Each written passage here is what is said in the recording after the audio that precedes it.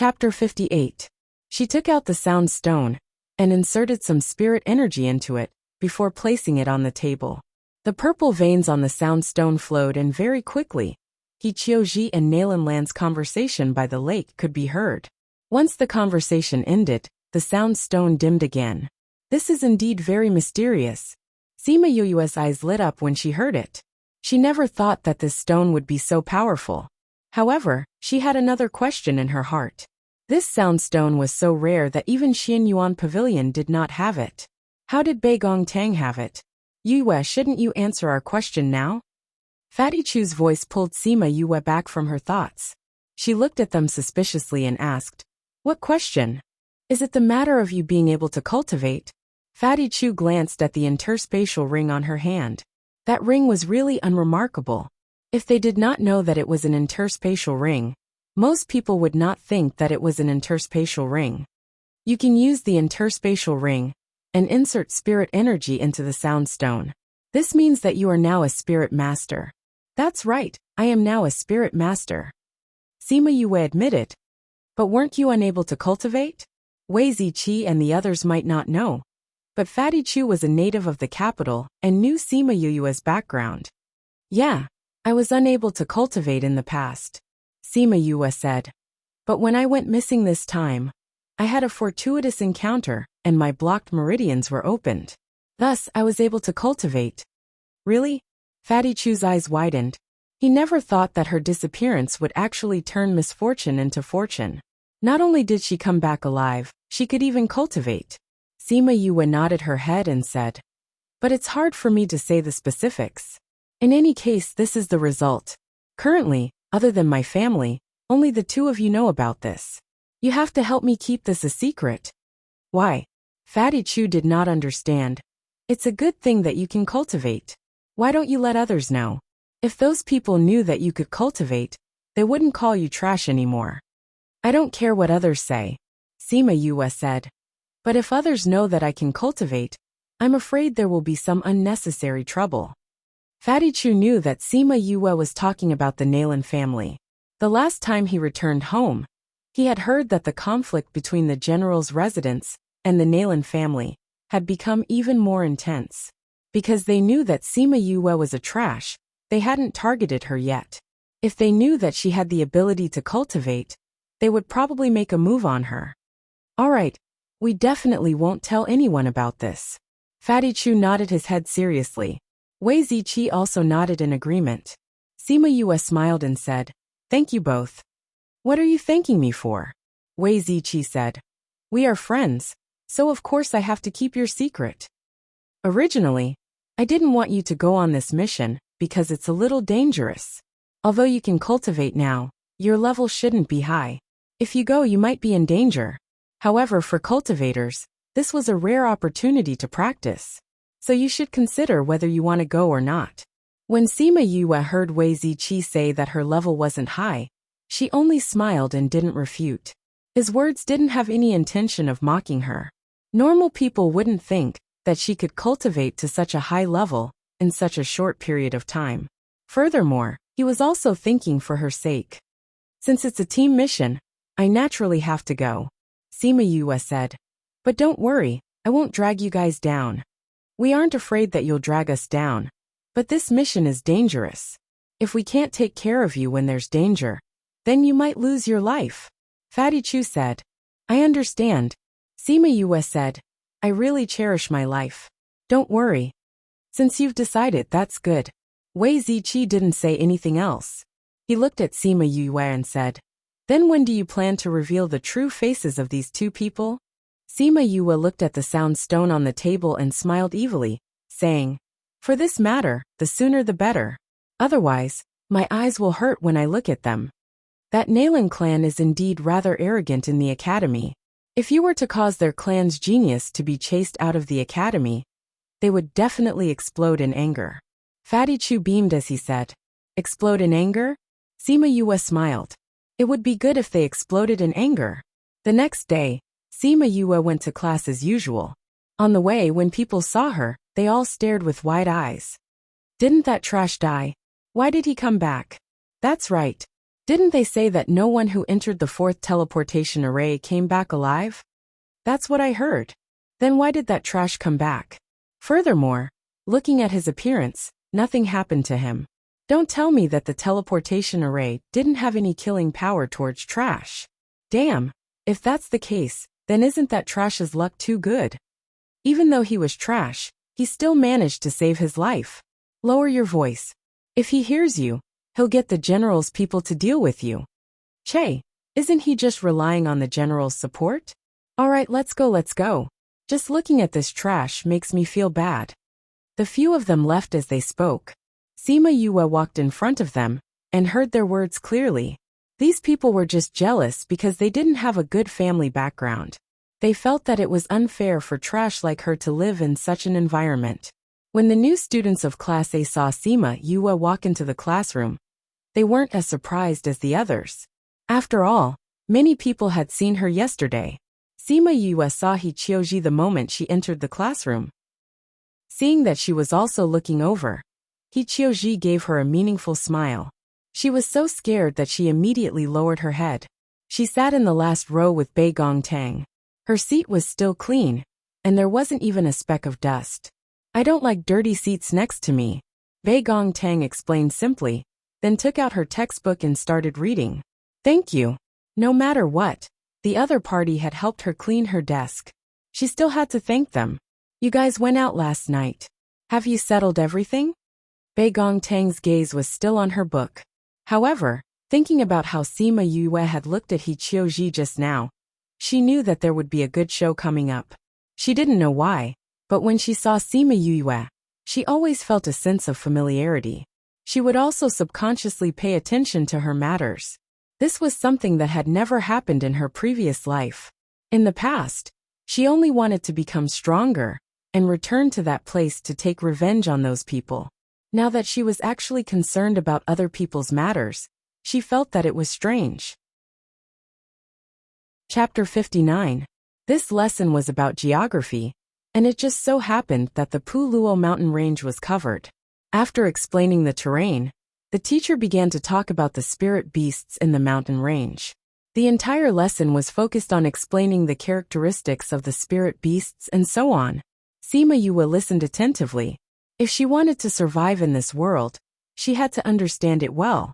Furthermore, she had seen some of the spirit beasts in the Puluo mountain range before, so it did not sound too boring, especially since the teacher's words were very practical. If she had known these things before she went to the Puluo mountain range, it would not have been as difficult to deal with the spirit beasts as before. She and Bei Gongtang listened attentively, but that Fatty Chu and Wei Ziqi's minds were not here. They were also absent-minded as they listened to the lesson. With great difficulty, they managed to endure until the end of the lesson. The moment the teacher left, the two of them glanced at Sima Yue and immediately ran out. One of them went to look for Feng Zhixing, while the other ran towards the school's plaza. Before leaving, Wei Ziqi even shouted towards the classroom, "If you want to watch the show, go to the school's plaza." Being shouted at by Wei Ziqi without rhyme or reason, everyone's curiosity was piqued, and they all went to the school's plaza. He Qiuji saw that everyone had left and sat in her seat without moving. She had a premonition that this show had something to do with her. Let's go. Sima Yue and Bei Gongtang were waiting at the back of the classroom. Seeing that everyone had left, and He Qiuji was still sitting in her seat, they stepped forward and said, I'm not going. He Qiuji said, I still have some things to do. Yes, I still have some things to do. I'll leave first. After speaking, she stood up and wanted to leave. Sima Yue grabbed her collar and said, You are one of the main characters today. If you don't go, then wouldn't this show be incomplete? Let's go. Sima Yue, let go of me. When He Qiuji heard Sima Yue say this, she was even more unwilling to go. She twisted her body in an attempt to break free from her grip. But no matter how she tried to move, she was still held tightly. Sima Yue saw that He Qiuji was being restless and grabbed her hand. Shi Qiuji's hand pulled her hand back. Shi Yue was in pain, and she scolded, Sima Yue, what are you trying to do? Aren't you afraid of being expelled from the academy? Sima Yue's hand tightened. Sima Yue. You think that I would deal with you in private? I will not give Nalan Lan an excuse to expel me from the academy. Yu Sima. He Qiuji looked at Bei Gong Tang, who was standing at the side, and gave up resisting. By the time Sima Yue and Bei Gong Tang brought He Qiuji to the academy plaza, there were already many people gathered there. Other than the new students, there were also many older students. The academy plaza was right in the center of the academy. It was the place where students had to pass by after class. Hearing that there was going to be a show, everyone stayed behind. Those who wanted to watch the show stood in groups of 2s and 3s. Everyone was curious about what was going to happen today. Nalan Lan and Morongan walked out of the classroom together with 3 or 4 other students. When they passed by the academy plaza, they were stopped by Sima Yue. Seeing Sima Yue, the 2 leaders' faces fell. Morongan's face was cold as he said, Sima Yue, why are you looking for me again? Sima Yue, how can you be so shameless? You just heard that you came back, and you came to pester young Master Morong. The people behind started to scold her. When has he ever been shameless? Every time he saw young Master Morong, he would come running over like a dog. Sima Yulu had received Sima Yue's message in the morning, telling him to come to the academy plaza after class. He didn't expect to hear those people scolding his brother the moment he arrived. He rushed over and punched the person who was talking. You dare to scold my brother? You're looking for death. Ah, that person was beaten to the ground. Sima Yulu, do you want to fight? Those people quickly helped their friend up. So what if I want to fight? Sima Yulu looked at the people who were glaring at him. He stood in front of Sima Yue and raised his chin, looking like he was going to beat them up. Sima Yue pulled on Sima Yuli's arm, saying, Fourth brother, why are you wasting your breath on these trash? Aren't you lowering your own status for nothing? Sima Yue, what did you say? Someone shouted. Fourth brother, look, they don't even understand human language. There's no point in arguing with them. Sima Yue shrugged her shoulders, then looked at Morongan and said, Morongan, you're even more disgusting than them. Narcissistic dogs are the most annoying. The commotion had already attracted many people over. When they heard Sima Yue's words, everyone sighed. Since when did Sima Yue speak to Morongan like that? What did you say? He was called a dog in front of so many people, and the other party was a waste. His anger flared up. It's the truth. Sima Yue said, I didn't come here to look for you. The moment you opened your mouth, you asked me why I came here. If this isn't narcissism, then what is? Or is it that you're impressed by this young master's beauty, and hope that this young master came here to look for you, so that you can do something? Nonsense. Morongan quickly denied. Whether you're talking nonsense or not, I'm too lazy to argue with you. Sima Yue saw that Fatty Chu had already brought Feng Jixing along with the short and fat head of teaching. Seeing that it was about time, she said, Nalan Lan, I'm here to look for you today. Look for me? When Nalan Lan heard Sima Yue's words, her heart skipped a beat. She thought that Sima Yue couldn't possibly have any evidence against her. Even if He Qiuji said that she was the one who ordered it, she could just deny it. Thus she calmed down and asked, Why are you looking for me? Why is everyone gathered here? Also, who did you say called us here? The head of teaching looked at the crowd and asked with a frown, Head of teaching, I was the one who asked someone to invite you here. Sima Yue took 2 steps forward and said, I have something that I want the academy to decide for me. Seeing Sima Yue, the head of teaching's eyes flashed with disdain and disgust. However, he still asked, What's the matter? The last time when I was choosing the spirit beast eggs, I was framed by someone and was pushed into the 4th teleportation array. This is something that everyone knows. Now that I've found the person who framed me, I wanted to take revenge on them directly. However, I thought of the academy's rule that no one is allowed to harm other students, so I specially asked the academy to decide for me. Who was it? The head of teaching had yet to speak when Feng Jixing asked first. He had always been suspicious. Out of so many people, why was she the only one who was pushed into the 4th teleportation array? So it was someone who framed her. Thinking about how she almost didn't make it back, His cold eyes flashed with coldness. Sima Yue glared fiercely at the people around him. Since she was here to say it, the person who framed her must be here. Thinking that someone actually dared to frame Sima Yue, his face was filled with uncontrollable rage. Chapter 60. Fourth brother, don't be agitated. I believe that the academy will uphold justice. Sima Yue patted Sima Yuli's shoulder, then looked at He Qiuji, who was trembling with fear. She then looked at Nailin Lan, who had a confident expression on her face, and said, Nailin Lan, why did you want to harm me? Sima Yue's words caused an uproar in the quiet square. Everyone looked at Nailin Lan in disbelief. She was the one who caused Sima Yue's death. Sima Yue, don't talk nonsense. When did I harm you? Nailin Lan immediately denied. You went missing when the freshmen were choosing the beast eggs. I'm a senior, how could I harm you? I didn't go to the cave with you. The head of teaching nodded and said, what Nailin Lan said is right. She's not a new student, how could she possibly harm you? Sima Yue saw that the dean was going to side with Nailin Lan. She didn't go, but she got someone else to do it. Right, He Qiuji? You wouldn't push me to the fourth teleportation array for no reason, right? When He Qiuji was called out, her body trembled subconsciously. She raised her head and saw that everyone was looking at her. She stuttered and couldn't speak. I. Nailin Lan looked at He Qiuji and said to the head of teaching, Sir, I really didn't want to hurt Sima Yue. If she tells He Qiuji to say that I ordered her to do it, I won't be able to defend myself. He Qiuji did not expect Nailin Lan to say this. She looked at her in shock. Anger and helplessness flashed across her eyes as she said, Miss Nailin, you were the one who told me that entering the fourth teleportation formation would lead to certain death. You told me to push Sima Yue in while we were choosing the beast eggs. Don't try to push all the blame onto me now. Nailin Lan had an expression that said, You see, I knew she would say that.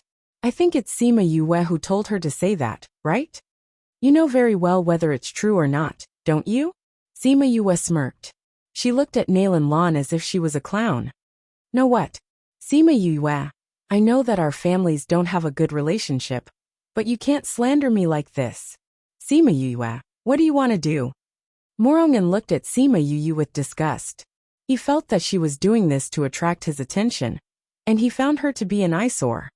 Do I need you to ask me what I want to do? Sima Yue glanced disdainfully at Morongan. She could tell that he was being narcissistic. Feng Jixing regained his calm and said, You said that it was He Qiuji who pushed you into the teleportation array, and that she was instructed by Nailin Lan? Sima nodded. Feng Jixing looked at He Qiuji and asked with a cold face, He Qiuji, do you plead guilty? He Qiuji looked at Feng Jixing and knelt down. Teacher Feng, I didn't want to harm Sima Yue. It was Nailin Lan who told me to do it.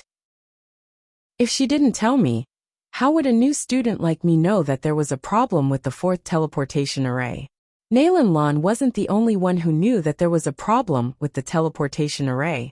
What proof do you have that she told you to do it? Do you have any proof? The head of teaching said, If not, I can say that someone else told you, and you wanted to protect the person behind you. My words are the proof. It was really Nailin Lan who told me to do it. He Qiuji didn't expect that the head of teaching wouldn't believe her words. Sima Yue wasn't surprised by the current situation. After all, the head of teaching's surname was Nailin. He was a member of the Nailin family. Naturally, he would speak up for Nailin Lan. Your words naturally can't be used as proof, the head of teaching said. If you don't have any other proof, I will have to make a decision on this matter. He Qiuji glared at Nailin Lan unwillingly. At that time, she had never thought that Sima Yue would come back alive. Furthermore, the two of them would always meet alone. It was a verbal agreement, so there was naturally no other evidence. Now, this head of teaching announces that He Qiuji framed Sima Yue and violated the school's rule of not harming students. He Qiuji will be expelled from the school and will no longer be protected by the school. She can't say that she is a student of the school. The head of teaching said, No, don't expel me. He Qiuji heard that the head of teaching had expelled her just like that and cried. It was really Nailin Lan who told me to do it. She is the mastermind. Nonsense. You are no longer a student of the school. If you dare to randomly accuse a student of the school will not let you off easily. The head of teaching roared. Then he turned around to look at Sima Yue and asked, "What do you think of this decision?" Sima Yue was waiting for the head of teaching to punish He Qiuji and said, "I am very satisfied with the punishment for this accomplice. However, I hope that the head of teaching can deal with the culprit fairly." When the head of teaching heard Sima Yue's words, he raised his eyebrows and said, "What do you mean?" "I mean it literally." Sima Yue said, "Just now, when you said that you had evidence, you only asked He Qiuji. You didn't ask me. You said that you have evidence?" Feng Zhixing looked at Sima Yue and asked. "Yes. Ziqi." Sima Yue looked at Wei Ziqi and said, "Yes." Wei Ziqi took out a sound stone and handed it over to Sima Yue. Sima Yue took the sound stone and turned around to give it to Feng Zhixing, saying, "Everything is here." Feng Zhixing did not think that Sima Yue would actually have a sound stone. He naturally knew how to use it. Holding the sound stone, he inserted a bit of spiritual energy into it, and the veined patterns on the sound stone began to move. "Head of teaching, you must listen carefully," Sima Yue said with a smile. "Help. Say it. Who did you offend this time?" Nalan Lan's voice sounded from the sound stone. "It's Sima Yue. She's back." He Qiuji said. "Sima Yue? You said that she's back?" "Yes. I saw her in the school building today. She's alive and well. She's not dead at all. How can that be? Are you sure it's her?"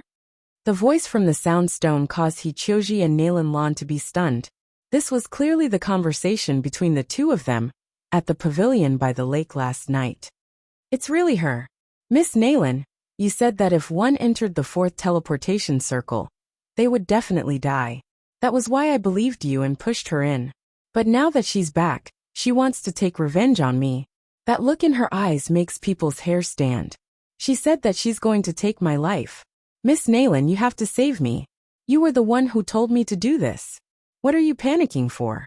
Even if that trash is back, what can she do to us? She saw me push her into the fourth teleportation circle.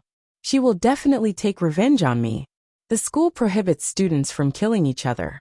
Once it's discovered that someone harms another person, they will immediately be expelled from the school. As long as Sima Yue doesn't have evidence, she can't say that we did it.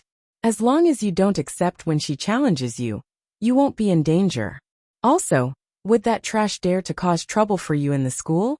You can't even beat a trash, right?" Hearing this, the surrounding students looked at Nalan Lan in shock.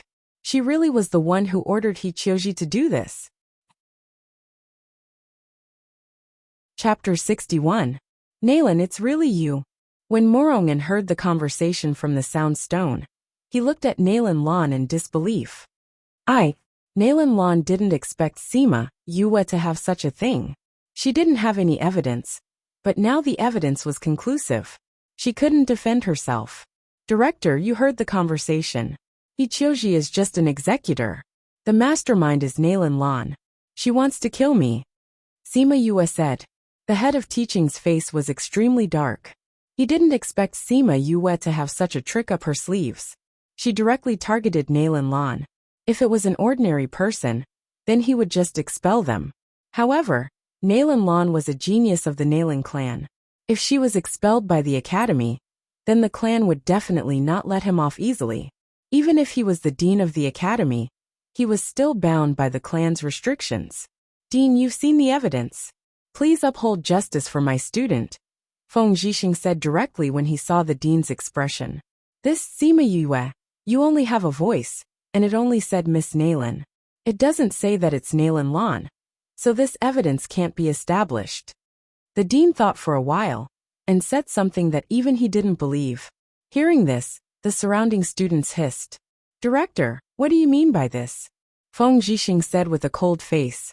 The head of teaching seemed to be very satisfied with the reason he found and said, "That's what I mean.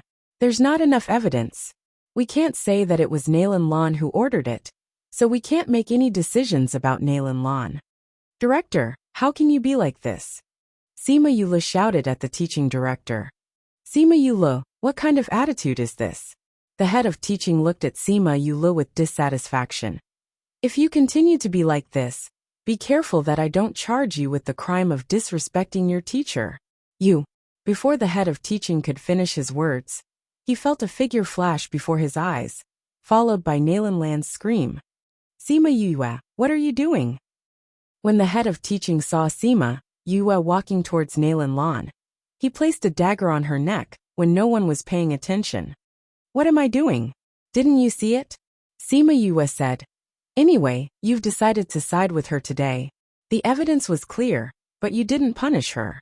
From this, it seemed that hurting a classmate wasn't a big deal. So I thought, since that's the case, I'll settle this matter myself.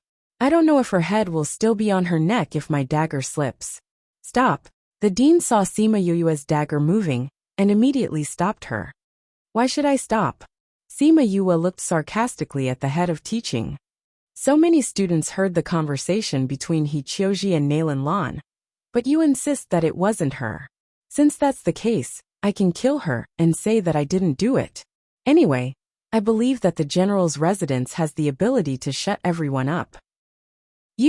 When the head of teaching saw Sima Yue's dagger, drawing a line of blood on Nalanlan's neck, he wanted to go forward and separate them, but he was stopped by Feng Jixing. The two exchanged 2 blows and then separated. The head of teaching looked at Feng Jixing and shouted, Teacher Feng, what are you doing? You're stopping me. Are you trying to let Sima Yue kill Nalanlan?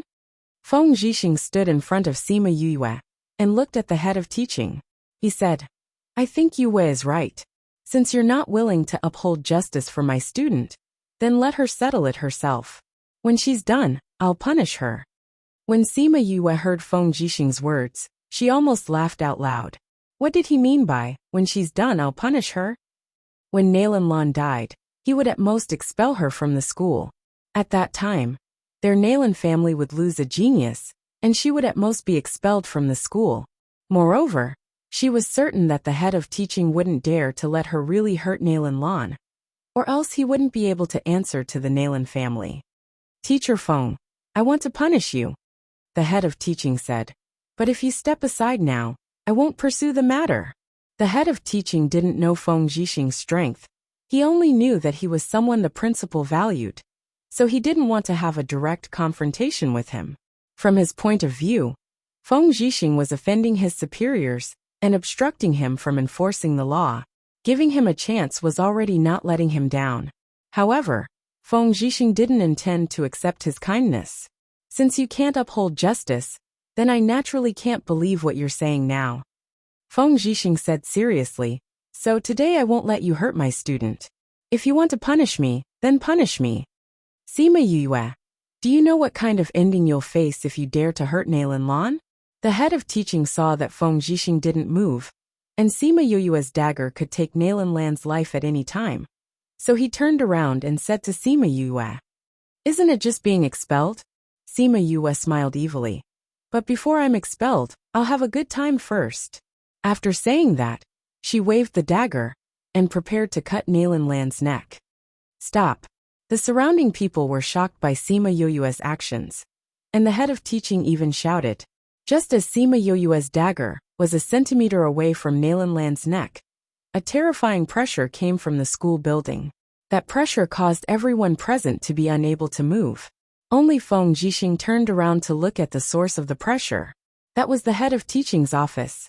The head of teaching's window opened, and a figure flew out and landed on the square. Seeing Sima Yue and Nalanlan, he walked over and pulled Nalanlan away from Sima Yue. After that terrifying pressure dissipated. Everyone else disperse. The few of you come to my office. The old head of teaching looked at Sima Yue and the others, and left with his hands clasped behind his back. Since the head of teaching had spoken, the others did not dare to say anything and dispersed. Sima Yue, Feng Jixing, Sima Yule, the head of teaching Nalanlan, He Qiuji and the others followed the head of teaching to his office. Nalanlan covered her neck and glared fiercely at Sima Yue. It was too sudden just now, and she did not notice how Sima Yue got close to her. However, she really felt a strong murderous intent just now.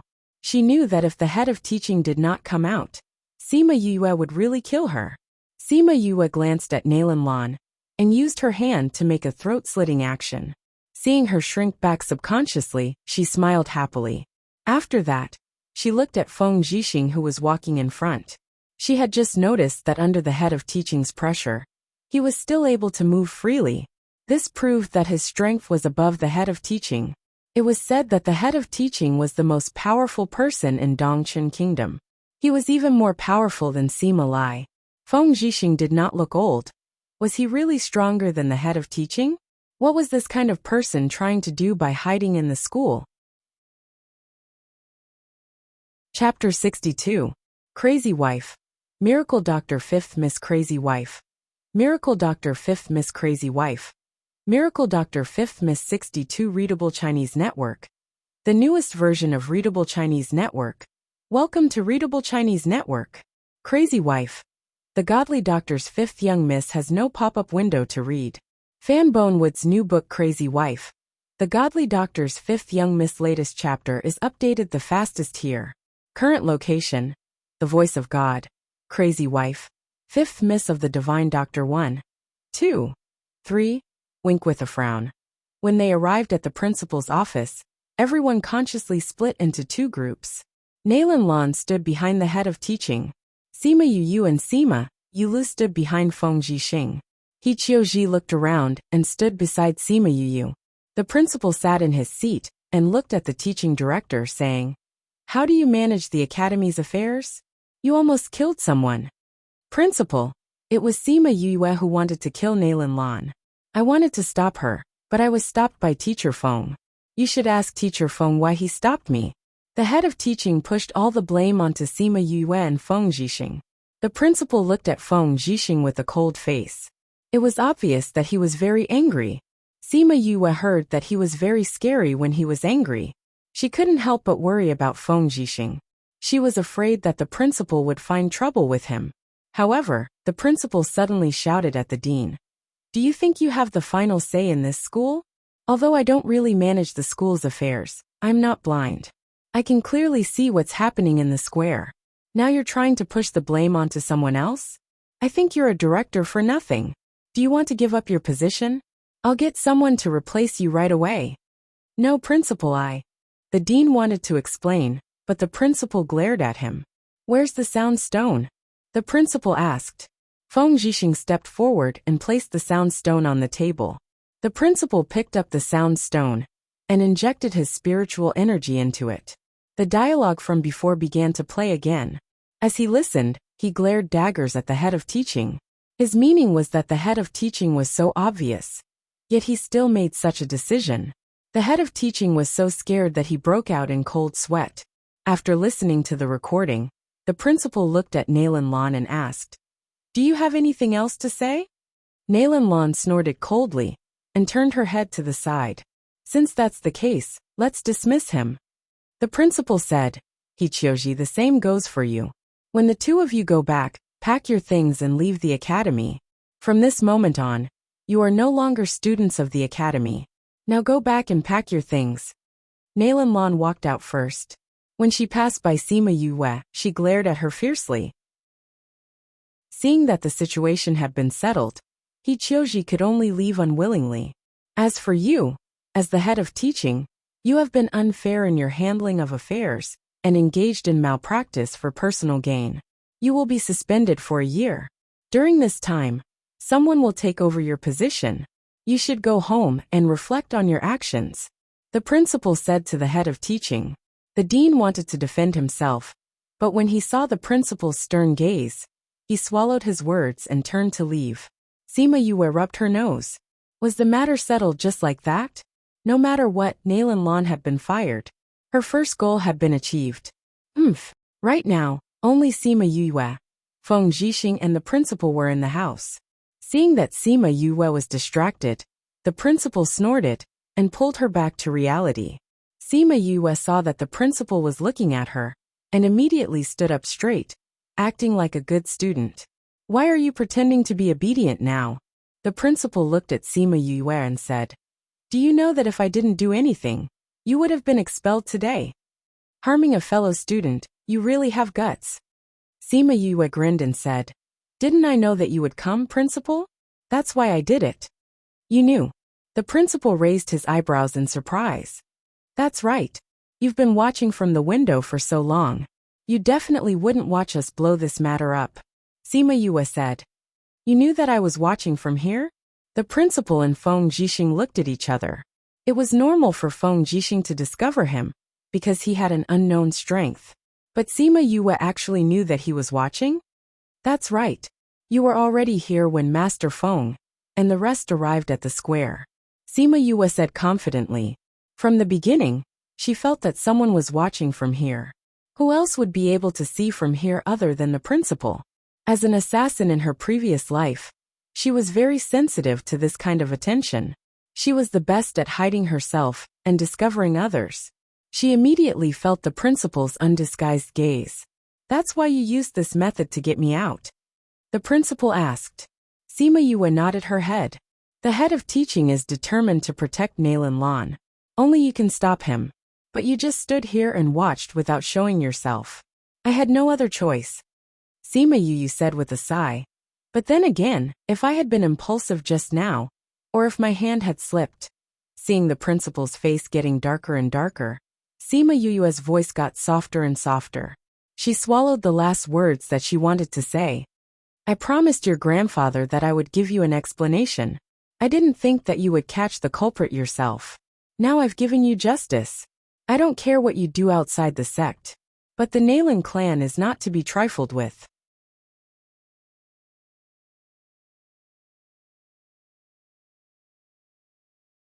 All the chapters were uploaded by netizens and reposted to Readable Chinese Network, only to promote this book and let more readers enjoy it. Chapter 63. Fatty Chu and Wei Ziqi still wanted to persuade her, but seeing the determination in her eyes, they swallowed their words. "Then train well, we'll go together." Wei Ziqi patted Sima Yue's shoulder and walked out. "And don't worry, I'll take care of you," Fatty Chu said as he left. Sima Yue closed the door. Thinking about Fatty Chu saying that he would take care of her, she smiled. Even though she had been framed by the second-in-command of the organization in her previous life, she did not think that the whole world was a bad person. Subconsciously, she still believed in her own judgment. She could tell that Fatty Chu and Wei Ziqi truly treated her as a friend. However, what she didn't know was that because she had formed a contract with the spirit orb, her body unconsciously exuded a kind of aura, causing people who had similar souls to her to unconsciously approach her. When Sima Yue returned to the general's residence, he told Sima Lai everything that had happened in the academy. When Sima Lai heard that the Nalan clansman had done something to Sima Yue, he was so angry that he smashed his desk into pieces. He gritted his teeth and said, "The Nalan clansmen have been targeting our clan recently, and now they dare to do something to Yu. Looks like we haven't dealt them enough damage recently." That's right. Now that Nalan Lan has already been expelled from the sect, based on the way the Nalan clan does things, I'm afraid that they won't let Fifth Bro and our family off. Sima Yue said, "What's there to worry about? They won't let us off, but we don't want to let them off either." Sima Yuming's voice came from outside. Sima Yue saw Sima Yuming walk in and asked, "Second brother, you're back?" I heard you talk about this the moment I came back." Sima Yuming said, "That Nalan clan might cause trouble for Fifth Bro at any time. Grandfather, since we promised the other party to take good care of Fifth Brother, we can't let him fall into such danger now." Sima Lai nodded. "Grandfather, second brother, what are you talking about?" Sima Yue heard their conversation and looked at them in surprise. It was only then that Sima Lai and Sima Yuming remembered that Sima Yue was still around. They recalled that he had never known Sima Yue's identity, and never thought that he would forget about it in a moment of anger. Sima Yuming patted Sima Yue's shoulder and said meaningfully, "Actually, Fifth Bro is not our biological brother." "What did you say?" Sima Yue was shocked by this news, and looked at Sima Yuming in disbelief. "It's true," Sima Yuming said. "That year when Fifth Bro came to our house, you were still very young, so it's normal that you don't remember. Fifth Bro is actually not our biological brother." Sima Yulu repeated this matter twice before raising his head to look at Sima Lai and asked, "Then who are fifth bro's parents?" "We also don't know who her mother is. Her father had once been a benefactor to our Sima family. At that time, after handing her over to us, he disappeared. As for his identity, we also don't know," Sima Lai said. When the Sima family first came to this small place, they encountered danger. It was Sima Yuyue's father who happened to pass by and saved them. At that time, they said that they would repay him if they had the chance. Who would have thought that 10 years later, he would find him and hand Sima Yuyue over to him. He even instructed him not to let anyone know that Sima Yuyue was a girl. At that time, the Sima family only had Sima Lai's bloodline left. In order to protect Sima Yuyue, he told everyone that it was his son who had brought her back. Actually, at that time, his son had already been missing for many years. It had to be said that Sima Yuyue's parents and his real parents had gone missing. Sima Yulu was too young at that time, so he didn't remember. However, Sima Yuqi, Sima Yuming and Sima Yuran all knew that Sima Yue was not their biological brother. However, they did not treat her as an outsider, and continued to treat her as the youngest child of the Sima family, and doted on her. Sima Yulu looked at his grandfather, then looked at his brother. Seeing that the two of them did not seem to be lying, he slowly digested this news. "Grandfather, that person saved you and the Sima family's life. Today we cannot let anyone hurt fifth bro," Sima Yuming said resolutely. The Nalan family has always been looking for ways to weaken our family. Send the shadow guards to the surroundings of the sect. Once Yu leaves the sect, they will protect her secretly. You can't let the Nalan family hurt her," Sima Lai said. "As for the sect, I believe that Feng Jixing will not let her get hurt." "That's true. What exactly is Feng Jixing's identity?" Sima Yulu asked curiously. Sima Lai shook his head. "I don't know either. I've asked that old guy in the sect before, but even he doesn't know Feng Jixing's true identity. He only knows that he should be someone from somewhere else. Furthermore, he came for Yu. For fifth bro. Feng Jixing said. Yu carries a life jade with her. Something like a life jade is not something that just anyone can have. Usually, only big clans have it. Furthermore, it has to be placed in the ancestral hall of the clan. Yu has a life jade, but it is not placed in the ancestral hall of the clan. Instead, it was brought out by her father. This shows that her identity is not simple. However, it is not safe. Speaking of Sima Yuyu's life jade, Sima Yule and his brother thought of the few months that Sima Yuyu had gone missing. They relied on the life jade to not go crazy. I don't think we've heard of anyone in this world who has something like a life jade, Sima Yule said. Yes, people in this world can't make one at all, Sima Lai said. They don't even have the materials to make one, let alone the strength to do so. So fifth bro's identity might not be from this world, Sima Yuming asked. That's just my guess, Sima Lai said. However, when Feng Jixing came to see Yuyu's life jade, he said that he was there when Yuyu's life jade was made. This means that he should be from that place as well. Furthermore, he knows Yuyu's identity. Then will he tell her about fifth bro's identity? Sima Yuming furrowed his eyebrows. Probably not for the time being, Sima Lai said. The way I see it, it seems more like he came to see Yuyu's life than to tell her the truth. Hearing what Sima Lai said, Sima Yuming and Sima Yulu heaved a sigh of relief. Even if Sima Yuyu was not their biological brother, they had lived together for so many years and had a brotherly bond. They did not want anyone to break this bond. Alright, Yulu, go back to the sect. Yuming and I will discuss how to deal with the Nalan clan, Sima Lai said. Okay, if there's anything you need me to do, you must tell me. I am also a member of the Sima family, Sima Yula said seriously. Your current mission is to cultivate well and look after fifth bro in the sect. Sima Yuming patted Sima Yuli's shoulder. Alright, then I'll go back first. Sima Yula shrugged his shoulders and left the study. Seeing that Sima Yula had left, Sima Yuming turned to look at Sima Lai and asked, Grandfather, how do you plan to deal with the Nalan clan? Chapter 64. The news of the Nalan family's genius girl, Nalan Lan, being expelled from the Imperial College quickly spread throughout the capital.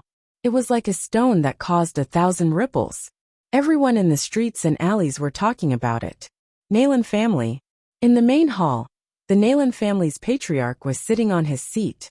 The two elders were sitting on one side, while the others were sitting on both sides. In the middle of the room, Nalan Lan was kneeling on the ground in a blue robe. Her head was lowered, and her long hair hung down behind her head, covering her cheeks. Nalan Chi knelt at the side and looked at the tense atmosphere in the room. He said, "Father, you can't blame sister for this. It's all that Sima Yoyue's fault. If it weren't for her, sister wouldn't have been expelled. How dare you speak?" Nalan he fiercely slammed the teacup in his hand onto the table.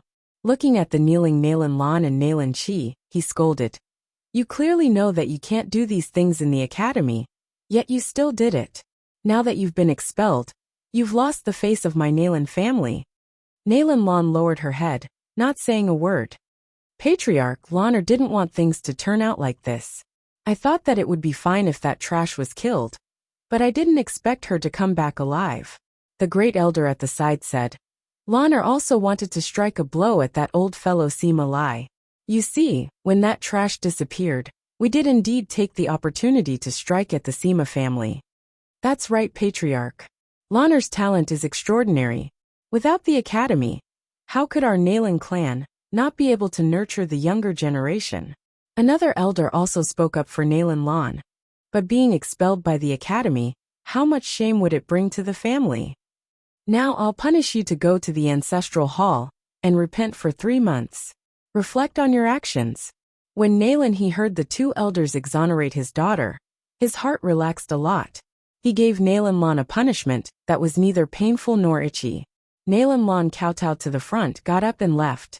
From the moment she came back to the moment she left, she had not said a single word. Everyone thought that she had been struck by this matter, but her lowered eyes were bursting with intense hatred and killing intent. She secretly thought that when she came out of the ancestral hall, she would definitely take that trash's dog life. After Nalan Lan left, the great elder waved his hand and dismissed the juniors. There was no need for them to participate in the following conversation. "Patriarch, this Sima family is going to directly fall out with us this time," the second elder said. "This time, the Sima family has humiliated us greatly. We must repay them well." Nalan he gritted his teeth and said, "When I went to see the old ancestor yesterday, he also said that we should clean up the Sima family as soon as possible. Then let's start to close the net." The first elder and second elder nodded in agreement when they heard that this was the old ancestor's intention. For a long time, the Sima family had been suppressing their Nalan family. This time they must take down the Sima family. As a result, the struggle between the two families moved from the shadows to the surface. No matter what field it was, the two families had a tendency to fight to the death. Sima Yue also knew a little about the struggle between the two families in the academy. However, she was now ordered by Sima Lai to stay in the academy and was not allowed to go back. She could only work hard to improve herself in the academy. For more than a month, Sima Yue had been practicing alchemy in the spirit pearl. Previously, she had almost finished refining. After practicing for a few more days, she once again set her sights on the second step of fusion. This time, Sima Yue chose the simplest first-grade pill, the blood coagulation pill, to practice. This blood coagulation pill only required 4 kinds of ingredients. Moreover, they were all relatively mild ingredients. The probability of explosion was relatively small, and the success rate was relatively high. It was a pill that ordinary alchemists would use. After letting Little Spirit prepare the ingredients, Sima Yue once again confirmed the steps of refining the pill. After making sure that she had memorized them, she then began to refine the ingredients. She was already very familiar with the step of refining the essence of the ingredients. Very quickly, all 4 ingredients were refined. After sorting out the refined medicinal herbs, he first put 2 of them into the pill furnace. After a while, he put another one in. Thinking about the previous time when the furnace exploded, Sima Yue still had some lingering fear in her heart when she put the ingredients in. She was afraid that the same thing would happen again. However, this time, the ingredients gave her face and did not explode. This made her greatly relieved. Following the instructions in the book, she controlled the size of the flame. At this time, she realized that without her own flame, refining pills was a very troublesome thing. After a few minutes, Sima Yue put the last ingredient into the pill furnace. Luckily this time, the furnace did not explode. However, just when she thought that she had succeeded, a gurgling sound came from the pill furnace. Then with a poochy sound, a burnt smell was emitted from the small hole on the pill furnace lid. This meant that the fusion had failed. Sima Yue extinguished the fire and opened the pill furnace lid. As expected, she saw a black lump of something inside. She could not help but sigh. Yu, don't be disappointed. This is your first time, it's normal to fail. It'll be fine once you're familiar with it. Little Roar appeared behind her and comforted her. I'm not disappointed. Sima Yue shook her head and said, I'm just thinking that refining pills is really not a simple thing. Of course. Little Spirit also appeared in the air and said, Master before Master said that the steps of refining pills are not very difficult. However, it is not without reason that tens of thousands of spirit masters are blocked outside. Every minute of refining pills, every step of control, must be precise. Moreover, the requirement for mental strength is 1 in 10,000. Looks like I still need a teacher to guide me. Sima Yue touched her chin and began to think about who to choose as her teacher. However, after going through all the pill masters in her mind, she could not think of anyone suitable. They're all crooked melons and cracked dates.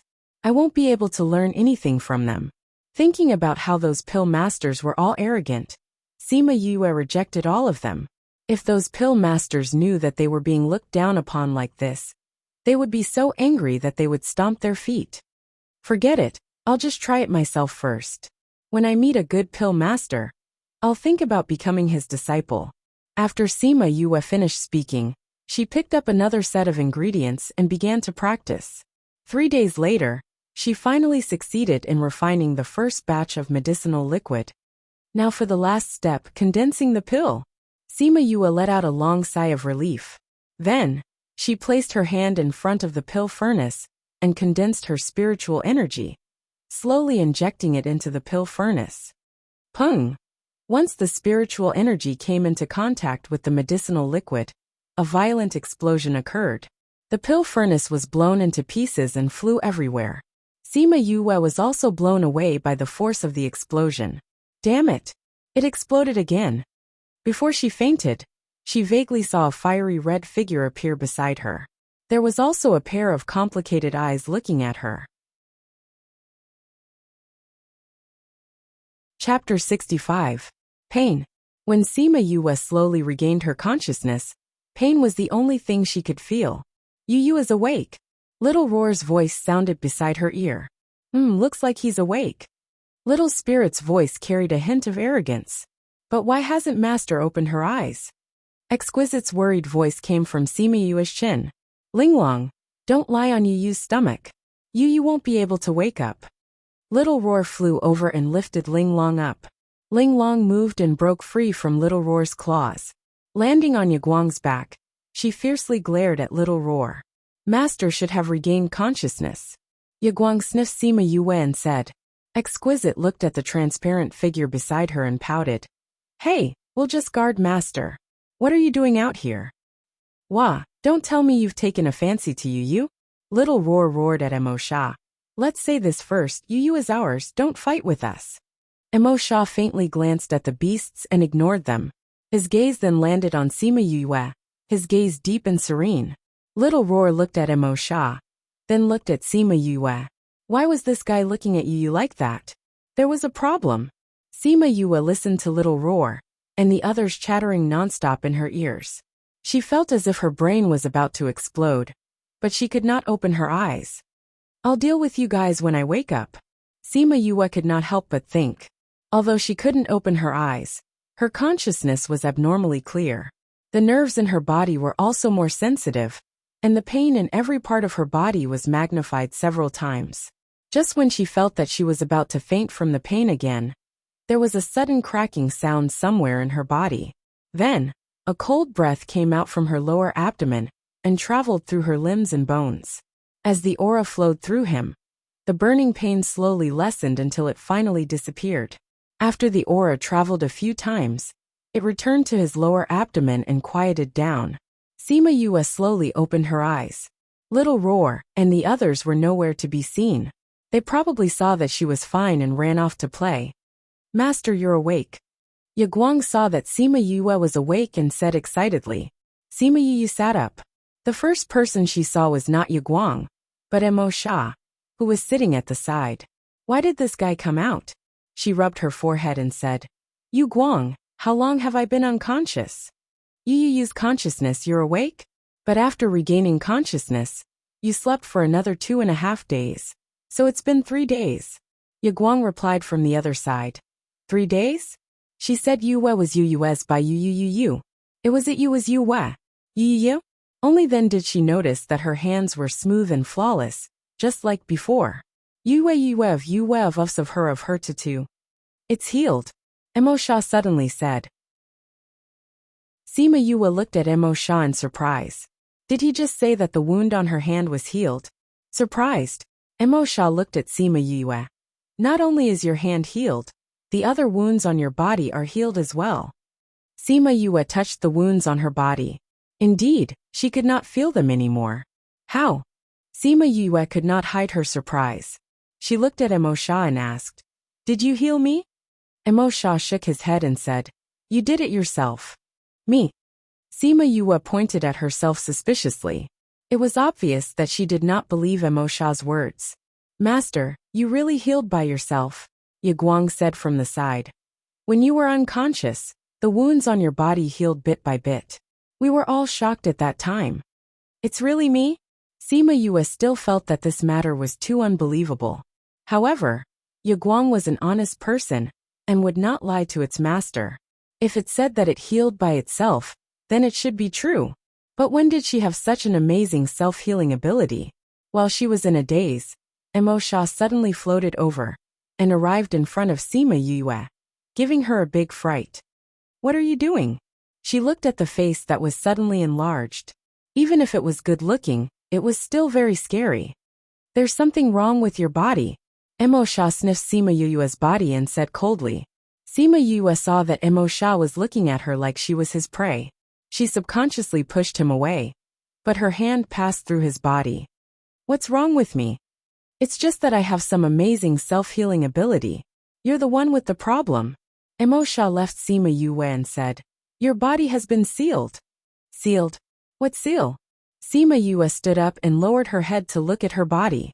She didn't find anything wrong with it. Have you seen anyone who was injured by an explosion and was able to recover in 2 days without taking any pills? Emo Sha said. I don't think so. Sima Yue said. Have you had such an experience before? Emo Sha asked again. Sima Yue thought about it in her memory and shook her head. In the past, this body was often injured, but every time she relied on pills to get better. She had never experienced such a situation before. Could it be that my self-healing ability has something to do with the seal you mentioned? Sima Yue looked at Emo Sha and asked. At the moment of the explosion, I felt a familiar aura. Emo Sha said. I wanted to confirm if it was it, but you were unconscious so I couldn't do anything. How can you confirm? Sima Yue asked. Also, what's with the seal you mentioned? You have to let me confirm before I can answer your question. Emo Sha said. Tell me how to confirm it first. Sima Yue looked at Emo Sha in disbelief. This was a big devil. If he played any tricks, she would be sold by him and have to count the money for him. I'll enter your body, Emo Sha said. Sima Yue was furious and shouted at him. I told you, you're definitely up to no good. If I let you enter my body, what if you try to take over my body? Or what if you hurt my body? I won't let you do that. Emo Sha didn't expect Sima Yue to have such a big reaction and said, I won't hurt you. TSK, I don't believe you. Sima Yue said, I've checked the information. The books said that the Devil Clan is the most untrustworthy. You say you won't hurt me now. But what if you go back on your words after entering my body? Don't. Emo Sha looked at Sima Yue's disdainful gaze and was furious. A whirlpool formed around his body. What are you doing? You want to kill me? This is my territory. Sima Yue shouted at Emo Sha. Emo Sha's aura slowly weakened and returned to his original state. If it wasn't for the fact that the sand on the ground was different, Sima Yue wouldn't have been able to tell that he was angry. I can't hurt you. That's because we have a contractual relationship. Emo Sha slowly said these words, successfully causing Sima Yue to freeze in place. Chapter 66. Contract relationship? Emo Sha nodded, indicating that it was true. Then why don't I feel that there's a contract between us? Sima Yue asked curiously. Because I've blocked it. Emo Sha said. Sima Yue sized Emo Sha up, and was secretly shocked. To be able to block the contract between them, and make her feel nothing. Even if she hadn't been in this world for long, she knew that it was almost impossible. But not only did he do it, but it was also under the condition of an incomplete soul. What a terrifying existence he was when he was alive. But the more powerful he is, the more things he'll know. Sima Yue guessed in her heart. If he has a contract with me, then wouldn't I have a very powerful guarantee? Who knows, I might even get more things from him. Emo Sha saw Sima Yue's eyes darting around, and knew that she was up to something, but he was too lazy to care. He closed his eyes for a while, then opened them to look at her and said, "All right." Sima Yue felt for a while, and realized that she really had a connection with Emo Sha. When did we form a contract? She still felt that it was inconceivable. The other party was a demon, and he was in a soul state. How did they form a contract? When you destroyed the Maze Soul formation, I don't know how you formed a contract with the Spirit Stone. But I, who was inside, was naturally contracted as well. Emo Sha thought of this, and his face turned as black as a smelly drain. How is it? Can I go in to investigate now? I want to see what's going on with your seal. Speaking of the seal in her body, Sima Yue became serious. She didn't think that there would be such a strange thing in her body. She didn't know what was sealed, who sealed it, and why. Come. She nodded at Emo Sha, not knowing how he was going to enter her body. Just as she was about to ask, Emo Sha had already turned into a black light and entered between her eyebrows. The moment he entered, Sima Yue felt a bone-piercing coldness and subconsciously shivered. Why is this guy's temperature so cold? Sima Yue could not help but complain. If I don't come out now, I'll be frozen into a popsicle. After a while, before Sima Yue's body reached its limit, Emo Sha finally came out from between her eyebrows. As soon as he left, she immediately felt the chill disappear. How is it? What's going on with the seal? Sima Yue saw that Emo Sha was looking at her with a complicated gaze, and asked aloud. Seeing that he did not speak, she said, "Could it be that there's a bomb sealed in my body?" "It's not a bomb, but it's pretty much the same." Emo Sha had followed Sima Yue for so long, so he knew what the bomb she was talking about was. "It's really a bomb." Sima Yue's expression turned sad. "I was just guessing. I didn't expect that I would be right." "I said it's not a bomb," Emo Sha said. "All right, no matter what it is, I have to know." Sima Yue pursed her lips and said, "Tell me what's sealed in my body." "Light demon body." Emo Sha's voice trembled when he said this, as if he was excited. Sima Yue was confused by the words he said, so she did not notice his excitement. "What's a light demon body? Why did it have to be sealed? If it wasn't sealed, I'm afraid that your body would have exploded before you were 2 or 3 years old." "Is that scary?" Sima Yue tried to find some exaggeration on his face, but failed in the end. "Then what exactly is this thing? This world is divided into the light world and the dark world. You should know this, right?" Emo Sha looked at Sima Yue. "Don't you know just by looking at you and me?" Sima Yue felt that Emo Sha would talk for a long time, so she simply took out a chair from her space ring and sat down to listen slowly. Emo Sha looked at Sima Yue's actions and could not help but have a face full of black lines. Why was this girl who was so worried just now suddenly looking for a chair to sit down and listen? People in the light world have a type of physique that is rarely seen in hundreds of thousands of years. This type of physique is actually an aura in the body This aura allows the person to cultivate several times faster than a normal spirit master, and there are very few necks. Furthermore, it has a very strong self-healing ability. This type of physique is called the light body. That's amazing. Sima Yue opened her mouth wide. If I were to meet this type of physique, wouldn't that be like opening a super cheat? Correspondingly, in the dark world, people who have dark aura are called the demon body. If one could have one of these, it would be an extremely lucky thing for anyone. Emo Sha said, but you're different from them. You said that I have the light demon body. Don't tell me that I have both types of physiques. Sima Yue said.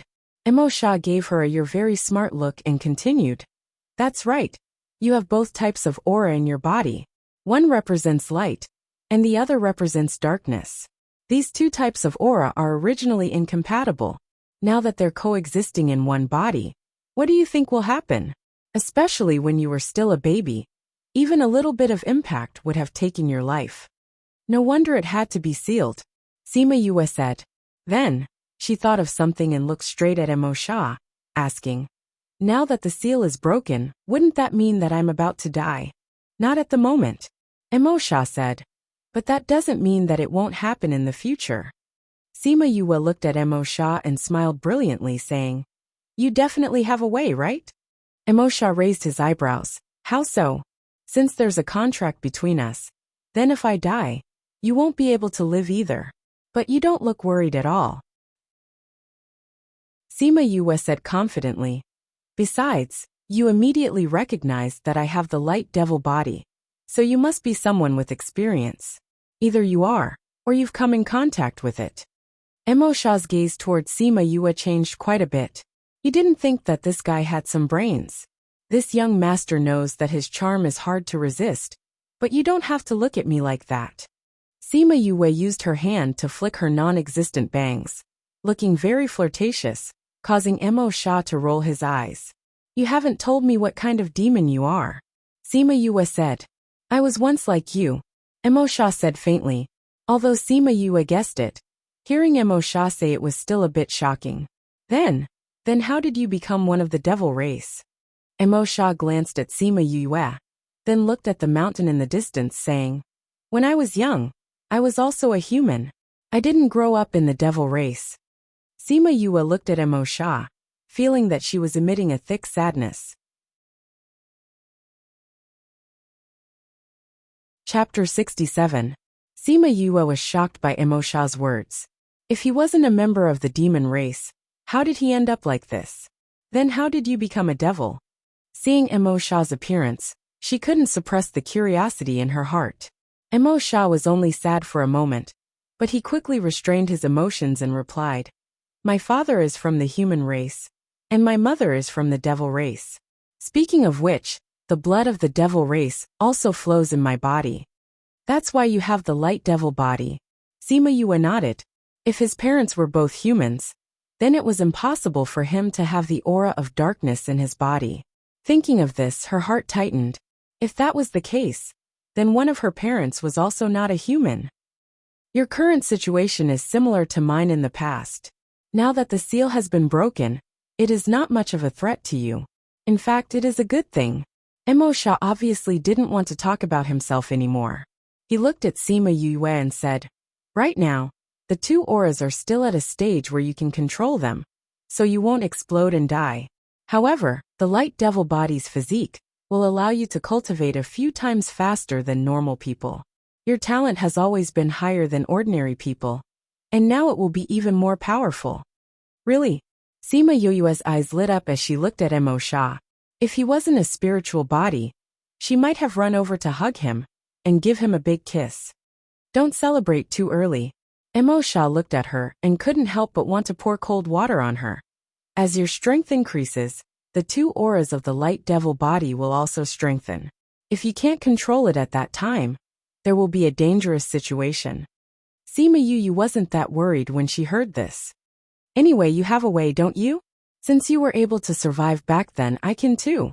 These simple yet confident words caused Emo Sha's heart to tremble. Back then, he was also young and frivolous, filled with confidence in himself. When he found out that he had the light devil body, he believed that he could survive. In the end, he really did survive. It was just that the process was somewhat painful. Oh yeah, what's the method you were talking about?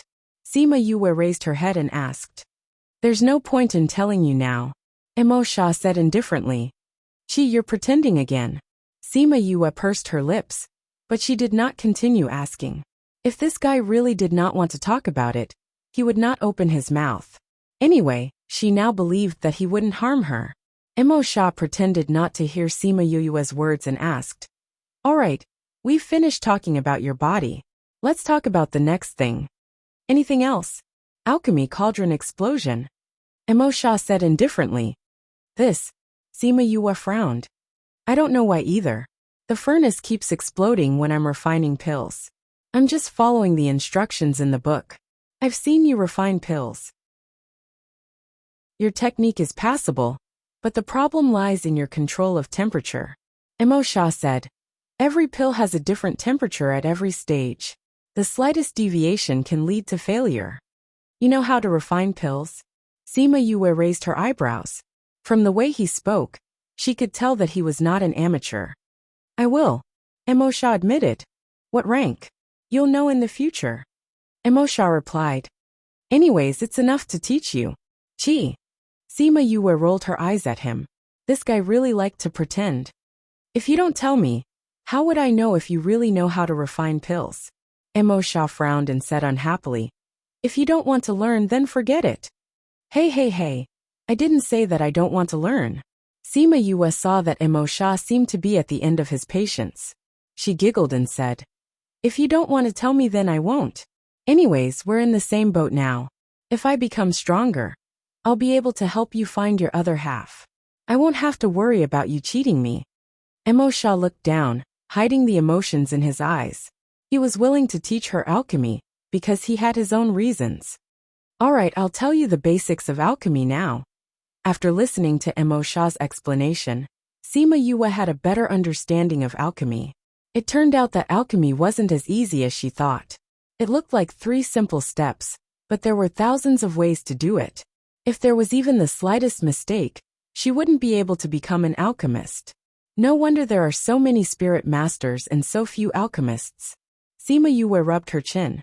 These are all based on one premise. Emo Sha said. What prerequisites? Sima Yue asked. Strong mental strength. After Emo Sha finished speaking, he glanced at Sima Yue. Her mental strength could be said to be the strongest among those of the same age that he had ever seen. If it was not for the fact that she had such a strong mental strength, he would not have thought of teaching her. Strong mental strength? Alchemy requires mental strength to control. Especially for higher-ranked pills, the process is more complicated and has a higher requirement for mental strength. The stronger your mental strength, the further you can walk on the path of alchemy. Emo Sha explained. So that's how it is. Sima Yue placed both her hands behind her head and leaned against the back of the chair. She looked at Emo Sha and asked, Aren't you from the Devil Clan? How do you know the human clan's alchemy methods? The human and Devil Clan's alchemy methods are the same. It's just that there are some differences when it comes to condensing the pills. Emo Sha said. The human clan's pills need to be infused with light spiritual energy. The Devil Clan's pills need to be infused with dark spiritual energy. For some similar pills, if a Devil Clan member eats a pill infused with light spiritual energy, the pill will turn into poison. On the other hand, humans can't eat pills that contain dark spiritual energy. Understood. Sima Yue nodded. Place the spirit stone on your forehead. Emo Sha said. Sima Yue didn't know what he wanted to do, but she still did as he said. She took out the spirit stone and placed it on her forehead. The moment her forehead touched the spirit stone, a ray of light shot out from the spirit stone and entered her consciousness from between her eyebrows. This is a method to cultivate mental strength. If you practice according to the method on it, your mental strength will become stronger. Emo Sha said. Sima Yue closed her eyes and felt it. In her consciousness, other than the Imperial Beast art, there was now a book filled with an ancient aura. Soul Training Art. Sima Yue looked at the name on the page, and her heart trembled. She opened her eyes and looked at Emo Sha asking, Isn't it cultivating mental strength? Why is it the soul training art? The stronger the soul, the stronger the mental strength. Mo Sha explained simply. Alright, let's go to the alchemy room.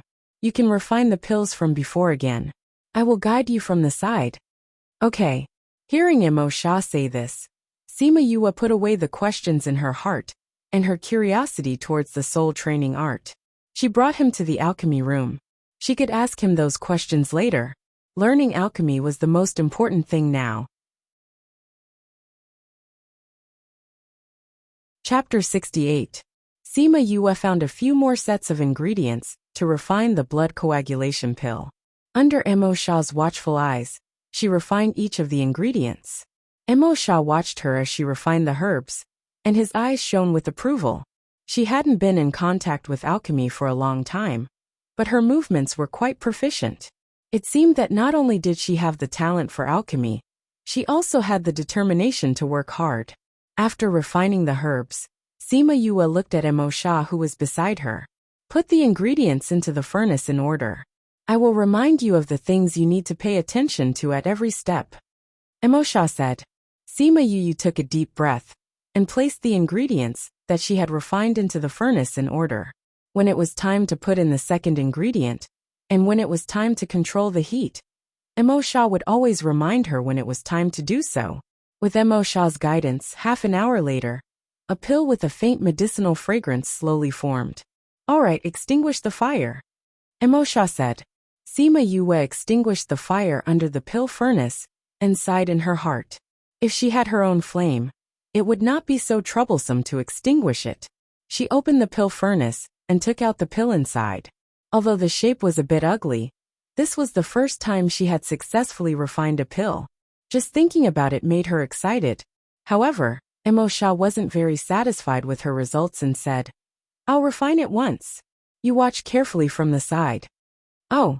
Sima Yue knew that Mo Sha was looking down on her results, but it didn't affect her mood. She took out a jade bottle and placed the pill inside.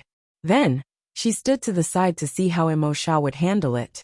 Seeing him standing motionless in front of the herbs, she rubbed her chin and thought to herself, I wonder how this soul body can refine pills. I'll try my best to slow down. You have to watch carefully. After Mo Sha finished speaking, with a thought, a black flame appeared in his hand. He casually flung it, and the flame ran to the bottom of the alchemy furnace. He waited for the alchemy furnace to heat up, and then he put the medicinal ingredients in to be refined one by one. Sima Yue felt a terrifying heat the moment the black flame appeared, but she quickly suppressed it. If it wasn't for her sensitive soul, she wouldn't have noticed it. She wanted to ask Mo Sha what kind of flame this was, but seeing that he was only refining pills, she swallowed her questions and seriously observed his movements. Although Mo Sha had slowed down his movements, he still used less than half of her time to refine the pill. He retracted the flame and asked Sima Yue to take out the pill. Sima Yuming hurried forward and couldn't wait to open the lid. The pill lying inside was perfectly round and had a medicinal fragrance. With one look, she could tell that it was many times better than the one she refined. It looked like it was at least a first-ranked high-ranked pill. Alright, you should first digest what I've told you and think about it yourself. Mo Sha returned to the spirit stone after he finished speaking. Sima Yue did not have the time to ask about his black flame. You left so quickly. Sima Yue pursed her lips and decided to ask him next time. She sat down on the stool and closed her eyes. The process of Mo Sha refining pills just now appeared in front of her eyes. A day later, Little Spirit smelled a strong medicinal fragrance. His eyes lit up, and he appeared in the pill refining room. Master, you've refined it? Sima Yue kept the pill that she had just refined into a jade bottle, and ignored Little Spirit's gluttonous look, saying, I've refined it. Haha. I told you that you would definitely become an alchemist. Little Spirit laughed twice, and looked at Sima Yue as if he was looking at a treasure. Sima Yue threw the jade bottle into Little Spirit's hands, saying, Clean it up. After that, she flashed out of the spirit pearl. Little Spirit saw that the pill refining room was in a mess, and with a wave of his hand, the room returned to its original tidiness. After that, he took the jade bottle and disappeared happily. Inside the room, Sima Yue sat cross-legged on the bed. After a while, she opened her eyes and spat out a mouthful of turbid air. The tiredness from refining pills had disappeared. You, Fatty Chu and the others came to look for you a few times, while you were in closed-door cultivation. Little Roar saw that Sima Yue had woken up, and said while lying on the table. What's the matter? Sima Yue got down from the bed. I don't know, they just walked around the door a few times. They probably thought that you were cultivating, so they didn't knock on the door. Little Roar's 4 short limbs moved vigorously, and wanted to turn over. But after a few tries, he still failed. Sima Yue walked over, and lowered her head to look at him. She reached out and flipped him over, saying indifferently, You should lose some weight. After saying that, she opened the door and walked out. Little Roar laid on the table, and looked at Sima Yue's back with tears streaming down his face. He wailed in his heart. That's because you fattened me up in the past. Now you actually despise me for being fat. Sima Yue stepped out of the room, and coincidentally saw Ouyang Fei walking in from outside. A faint smell of blood floated from his body. You're injured? Ouyang Fei looked at her, and didn't say anything as he directly returned to his room. Sima Yue rubbed her nose. This guy's aura was lower than usual today. Could it be because he was beaten up? Yue, you're out? Wei Ziqi came out from his room, and smiled at Sima Yue. Yeah. Sima Yue nodded. Little Roar said that you guys came to look for me during this period of time. Yes, regarding the mission, we originally wanted to discuss it with you. However, seeing that there was no movement in your room, we didn't want to disturb you. Wei Ziqi said. What's wrong? Sima Yue asked. Because our mission this time is more difficult, we decided to set off earlier. Since classes have already stopped recently, we decided to wait for you to come out before we set off. Wei Ziqi said apologetically. It was originally a group activity, but they didn't wait for Sima Yue to come out before making the decision. So fast. Sima Yue was slightly surprised.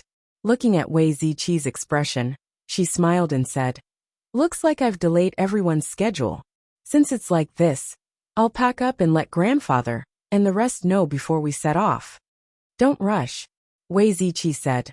Looking at Ouyang, we won't be able to leave in these 2 days. You can take your time to prepare. Okay, then I'll go back first. I'll come back tomorrow, Sima Yue said. Okay, Wei Ziqi nodded. Seeing Sima Yue close the door and leave, he suddenly thought of something and called out to her.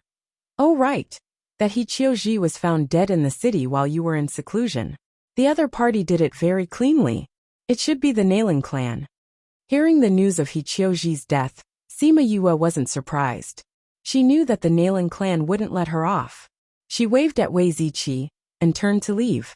Those who wanted to harm her should have been prepared to die. Returning to the general's residence, Sima Yue found Sima Lai, and told him that she would be leaving for a period of time for a mission. Sima Lai didn't agree at first, but under her coaxing and pestering, he reluctantly agreed.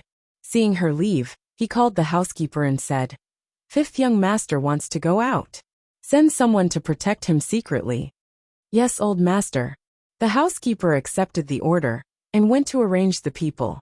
Sima Yue stayed at home for a night, and returned to the academy early the next morning. After taking a few turns, she entered a small alley. Since you're here, why are you still hiding? Chapter 69. The people who were following Sima Yue were still wondering why she had come to the alley. But after hearing her words, they realized that she had purposely brought them here. I didn't expect a trash like you to discover us. A man in black walked out from behind a cover, and stared coldly at Sima Yue. Another person came out from the other side of the alley, and blocked Sima Yue. Sima Yue looked at the person who spoke just now and said, Nailan Shi, you want to learn how to stalk others with your dog face? Don't make fun of me. You piece of trash. You still have a sharp tongue even when you're about to die. Nailan Shi glared at Sima Yue, his eyes filled with undisguised murderous intent. You caused my sister to be grounded for a month. Today, I must avenge her. You want to kill me? Sima Yue was very familiar with killing intent. She sneered. Do you think you can kill me? Haha. Let's not talk about the fact that you have a level 1 Soul Master bodyguard behind you. I am a level 8 Soul Master. Do you think I can't deal with a piece of trash like you who can't even sense spiritual power? Nalan Shi looked at Sima Yue, as if he was looking at an idiot. I didn't beat you to death last time. Today, I will definitely send you to meet the King of Hell. Seeing you jump around in front of me is really annoying. You're right. Watching you jump around in front of me is really annoying. Since we have the same goal, let's cut the crap and attack. Sima Yue turned around and ran after saying that. You want to run? Stop her. When Nalan Shi saw Sima Yue running away, he thought that she wanted to escape, so he asked the people on the other side of the alley to stop her. The guard was shocked when he saw Sima Yue's speed. He did not expect this trash to run from the middle of the alley to him in a few breaths. When he heard Nalan Shi's order, he started to gather his spiritual energy. Even though he was shocked, he did not forget to throw a spiritual energy ball at Sima Yue.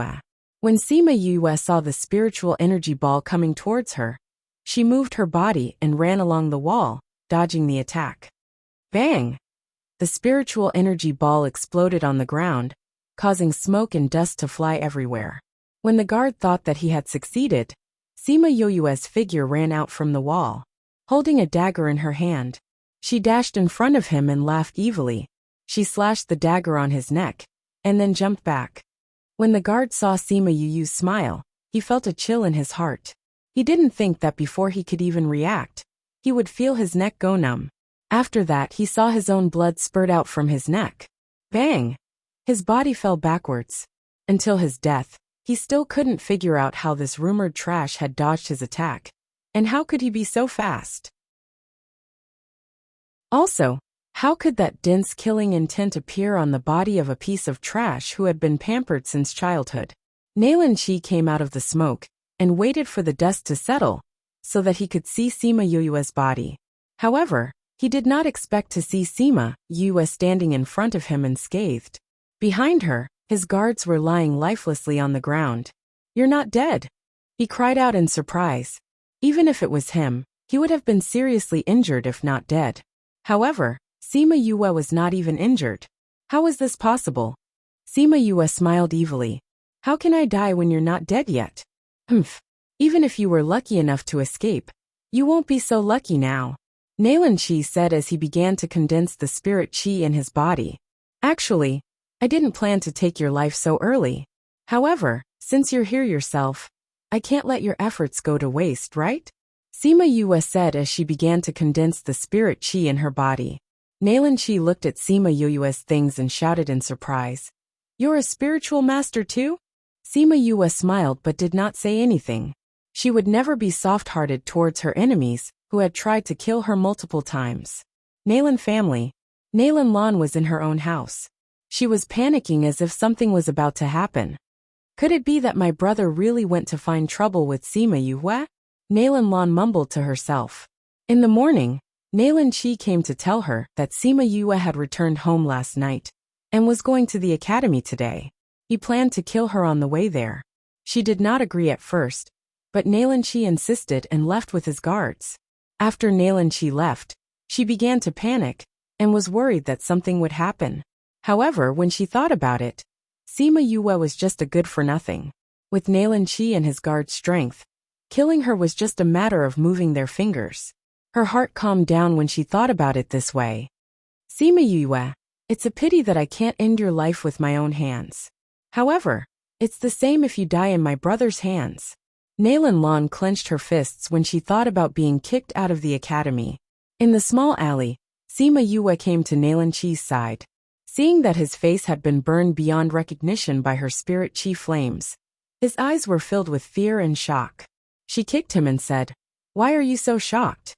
Because I know how to cultivate? Or because you didn't think that you would be defeated so quickly?" Nalan Chi blinked his eyes, unable to say a word. He did not think that not only did Sima Yue know how to cultivate, her level was even higher than his. He did not know why, but when she used her spirit chi, there was no indication of her level. However, he could feel that she was at least a spirit master. Seeing the murderous intent in her eyes, he suddenly regretted it. If he did not bring people to kill her today, or if he was not arrogant and brought more people, he would not have ended up like this. I have always been a person of my words. Since I said that I would take your life today, I naturally will not keep my word. Sima Yue took out the dagger that Ling Long had transformed into and said, You are ruthless in this life, but unfortunately, your strength is not enough. Pray that you will not meet me in your next life. After saying this, she stabbed the dagger into Nailan Chi's heart and completely ended his life. In order to prevent any trouble from finding Nailan Chi's body, she kept Nailan Chi and his guards' bodies into the spirit pearl and handed it over to Little Spirit to deal with. Little Spirit saw the bodies that Sima Yue threw in and clapped his little hands. The two bodies turned into dust and dissipated into the air. After dealing with the matters here, she slowly walked out of the alley and walked towards the academy. Soon after, two figures appeared in the alley. Seeing the bloodstains on the ground, they looked at each other and could not hide the shock in their eyes. Fifth young master was actually able to kill the opponent in such a short time. It seems that his strength is not weak. I will continue to follow fifth young master. You go back and report to the general. Okay. After saying this, the two of them went their separate ways. Sima Yue arrived at the academy. Before she reached the dormitory, she met someone waiting for her on a quiet path. Chapter 70. Teacher Feng, what are you doing here? Sima Yue looked at Feng Zhixing's figure and stopped to ask. This was a small path that led to the dormitory. Usually very few people would use this path because it was still early. She did not think that Feng Zhixing would be waiting for her here. Waiting for you. Feng Zhixing looked at Sima Yue and said lightly, What's the matter? Sima Yue looked at Feng Zhixing's calm appearance, and her violent heart, that had just killed someone, calmed down. Ouyang Fei came to find me yesterday, and said that you guys will be leaving the school today. Feng Zhixing said. Sima Yue did not think that they would be leaving so soon. However, thinking that she had already delayed them for a few days, Ouyang Fei and the rest must be anxious. Yes, they said that they would be leaving early. She nodded. Your mission is the most difficult one this time. It is also very dangerous. You have to be careful. Feng Zhixing said. I will. Thank you for your concern. If there's nothing else, I will leave first. They are still waiting for me. Sima Yue scratched her face and said with a smile. Go. Feng Zhixing waved his hand. Seeing that Sima Yue had left, he muttered. There's the smell of blood. What did this girl do? Master, are you okay with letting her go with those people on this mission? A voice sounded out from nowhere. There's nothing to be worried about. If she wants to do it, then let her go. Experience is also good for increasing her strength. Feng Zhixing said as he slowly left the small path. When Sima Yue returned to the dormitory, the other 4 people were already prepared and waiting for her. Ziqi, didn't you say that we would wait for 2 days? Why are you in such a rush? Seeing the 4 people ready to go, she pulled Wei Ziqi over and asked. Wei Ziqi helplessly looked at Ouyang Fei and said, We wanted to let him rest for 2 days before going, because he was injured. However, he insisted, so we did not say anything. Have you packed your things? I have everything with me.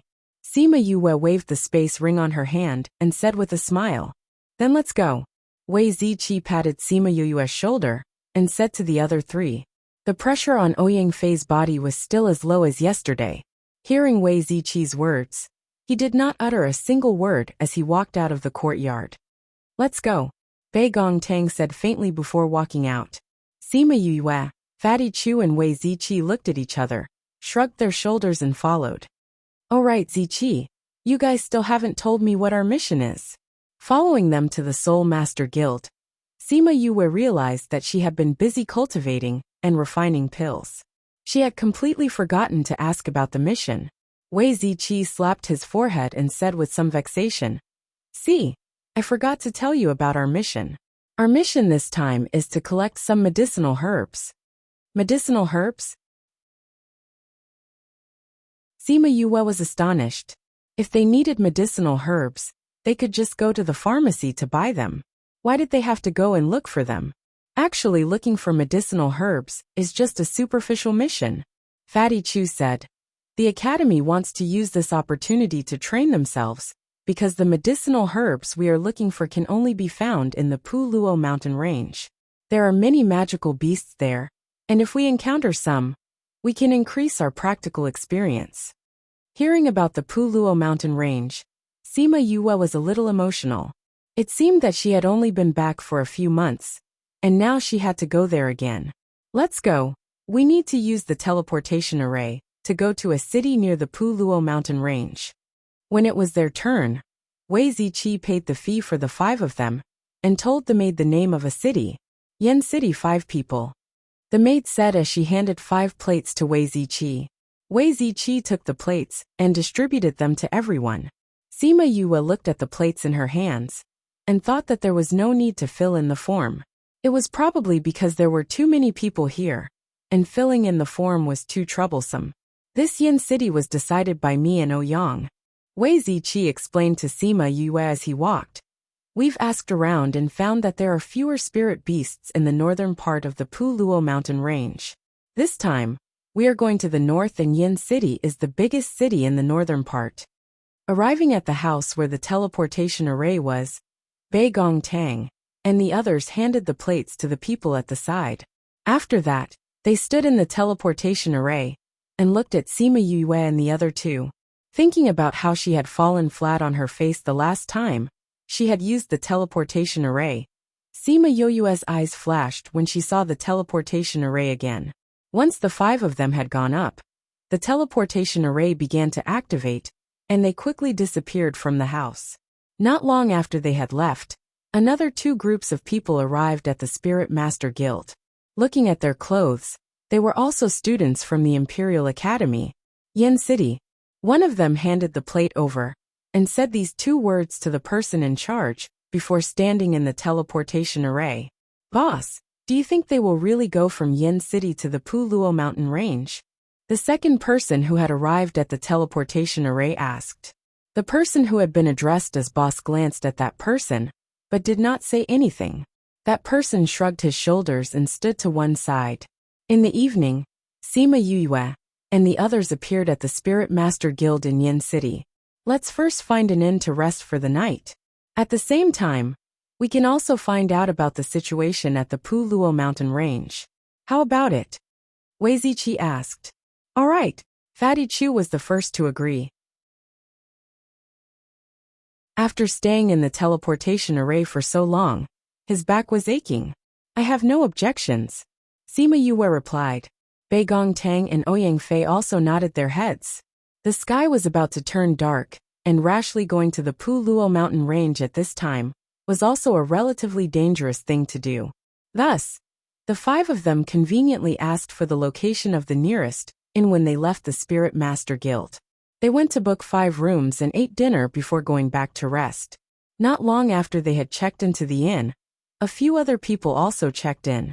Sima Yue returned to the house and sprawled on the bed. During dinner, she saw that the other 4 people all had grave expressions on their faces. She knew that they were nervous about entering the mountain the next day.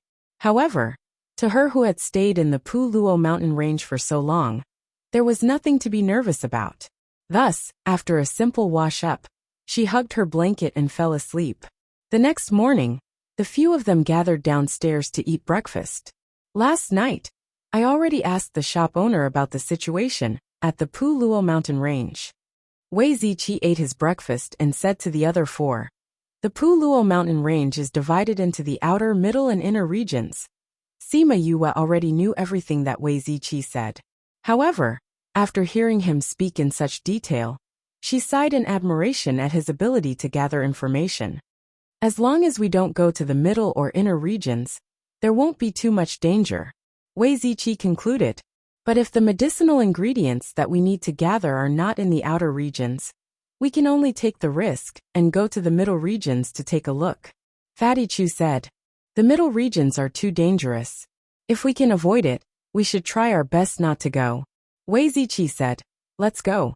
This is the first time I've come to the Puluo mountain range. I can't wait to see what it looks like.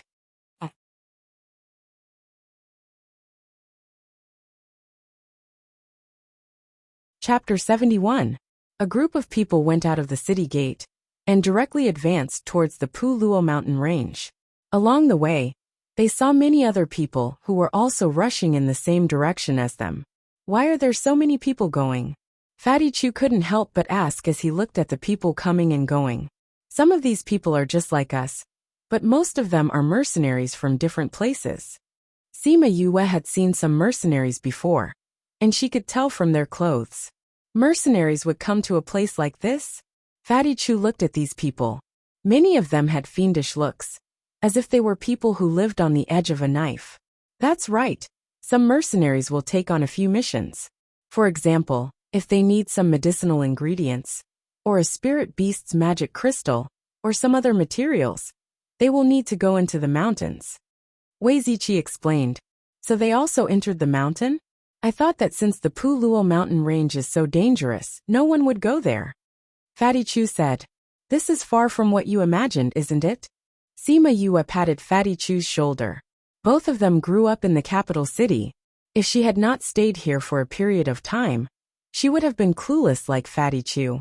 The group of people had been rushing for half a day, but just as they reached the Puluo mountain range, Fatty Chu shouted that he could no longer walk. Sima Yue looked around. Other than her, Fatty Chu and Wei Ziqi were panting. Ouyang Fei and Bei Gong Tang were also exhausted. She looked at the surroundings and said, It's getting late now. Why don't we find a place to set up camp and rest for the night? We'll enter the mountain tomorrow. Hearing Sima Yue's words, Fatty Chu sat down on the floor and looked at Sima Yue's relaxed face, saying, Yue, we're all so tired. Why aren't you tired at all? I usually train my body. This kind of physical exhaustion is useless to me.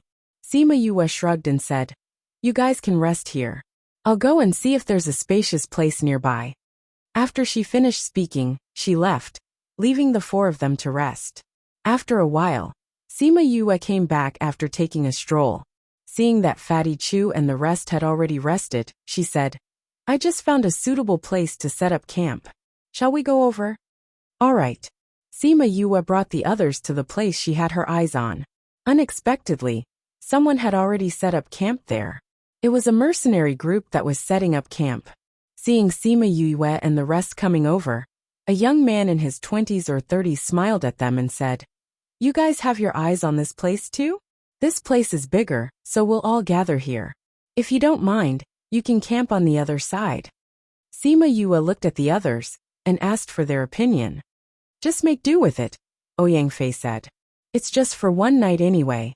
Bei Gong Tang didn't say anything. She immediately took out her own tent and prepared to set up camp. Ouyang is right. Anyway, it's just for one night. Just put up with it. Wei Ziqi said. Seeing that everyone agreed, Sima Yue and Fatty Chu took out their own tents and set them up according to the shop owner's instructions. After he was done, he took out a large bed from his spatial ring and placed it in the middle of the tent. Damn, you even brought such a large bed when you went out? Fatty Chu, who had just finished packing his things, was stunned when he saw her large bed. Sima Yue was shocked by Fatty Chu's reaction. She glared at him and said, What's there to be surprised about? Aren't you guys the same? Fatty Chu pursed his lips and said, Where would we have such a large space to put such a large bed? Sima Yue didn't understand. Could it be that their spatial rings were very small? Our spatial rings are only as big as a house. If we put such a large bed in, we wouldn't need to bring anything else. Fatty Chu looked at Sima Yue with resentment. The general's young master was so good. His spatial ring was definitely a few times bigger than his own. Aren't these spatial rings the same size? Sima Yue asked. Fatty Chu rolled his eyes at Sima Yue and said, How can spatial rings be the same size? A normal spatial ring is only 1 or 2 cubic meters in size. Mine is the size of a house. It's already considered very good. Hearing Fatty Chu's words, Sima Yue touched the spatial ring on her hand. Sima Lai had given it to her after she was able to cultivate. He said that her father had left it for her, and she had been using it ever since. Looking at the spatial ring that was as big as a luxurious villa, she didn't dare to imagine what rank her father had left behind. All right, stop complaining, Sima Yue said. When there's a chance in the future, I'll get you a big one. Let's go see how Ouyang and the others are doing. When they went out, Wei Ziqi, Bei Gongtang and Ouyang Fei were already sitting in the middle of the campsite and chatting. The place they chose was filled with tall trees. The branches and leaves on the top were dense, but there were very few tree trunks on the bottom. It looked more spacious. Those mercenaries had also tidied up their campsite and were eating dinner in 2s and 3s. Yue, you're done tidying up? Wei Ziqi waved at Sima Yue. Sima Yue sized up those mercenaries. The youth who had spoken before felt her gaze and turned his head to smile at her before turning back to talk to his teammates. Sima Yue and the others chatted for a while before the youth stood up and walked over. Facing the 5 of them, he cupped his hands and said, I am Qing Wuya from the Green Mountain Mercenary Group. Is this your first time coming to Puluo Mountain Range? Yes. Does young Master Qing have any business with us? Wei Ziqi returned the greeting. Looks like I guessed correctly. Qing Wuya said with a smile. I just saw that you guys had set up camp for so long and had yet to eat dinner. I wanted to remind you that because there are more trees in the mountains, the sky gets dark earlier. So you guys can eat dinner earlier to avoid getting dark at night. Many thanks for young Master Qing's reminder, Wei Ziqi said with a smile. You're welcome. We mercenaries don't have the habit of being polite. If you don't mind, you can call me Big Brother Qing. What, young Master Qing? I'm not used to it. Qing Wuya scratched the back of his head. Hee Big Brother Qing. If Big Brother Qing has the time, why don't we sit down and chat? Wei Ziqi said as he took out a chair from his spatial ring. Qing Wuya recognized that Wei Ziqi's spatial ring was not simple. It was definitely not something that an ordinary person could afford. Seeing that he had taken out a chair, he smiled and said, Sure. Big Brother Qing, do you guys come to Puluo Mountain Range often? Wei Ziqi asked. That's right. Puluo Mountain Range can be said to be the place that we mercenaries come to the most. Young Master Qing replied. Then you guys should be more familiar with this place? Then can you tell us more about the situation here? Wei Ziqi asked with a smile. Sima Yue looked at Wei Ziqi. This guy was handsome and had a warm smile.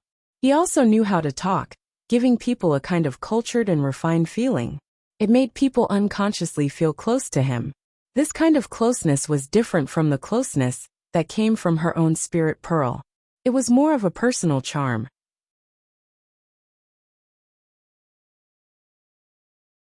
Chapter 72. Qing Wuya nodded his head and said, That's fine. There are some places in the Puluo Mountain Range that are relatively dangerous. Telling you will save you the trouble of rushing in. /////. You guys continue chatting. I'll go and cook. Sima Yue said as she got up from the stool. What Qing Wuya said was right. The sky did indeed get dark earlier in the mountains, so dinner had to be eaten earlier. Everyone knew that she had a picky taste. As long as she had time, she would not eat dry food. Therefore, everyone was lucky to follow her. She came to an open space and took out all the cooking utensils, pots, bowls, ladles, and basins. The Green Mountain mercenaries were stunned. TSK, looks like he's from a big family. He even brought these things when he went out. A mercenary sighed as he looked at the Sima Yue guy. Of course. You can tell from the way they're dressed that they're not ordinary people. How big is this spatial ring? Alright, stop being envious. Let's drink. Sima Yue didn't care about the envy she had caused.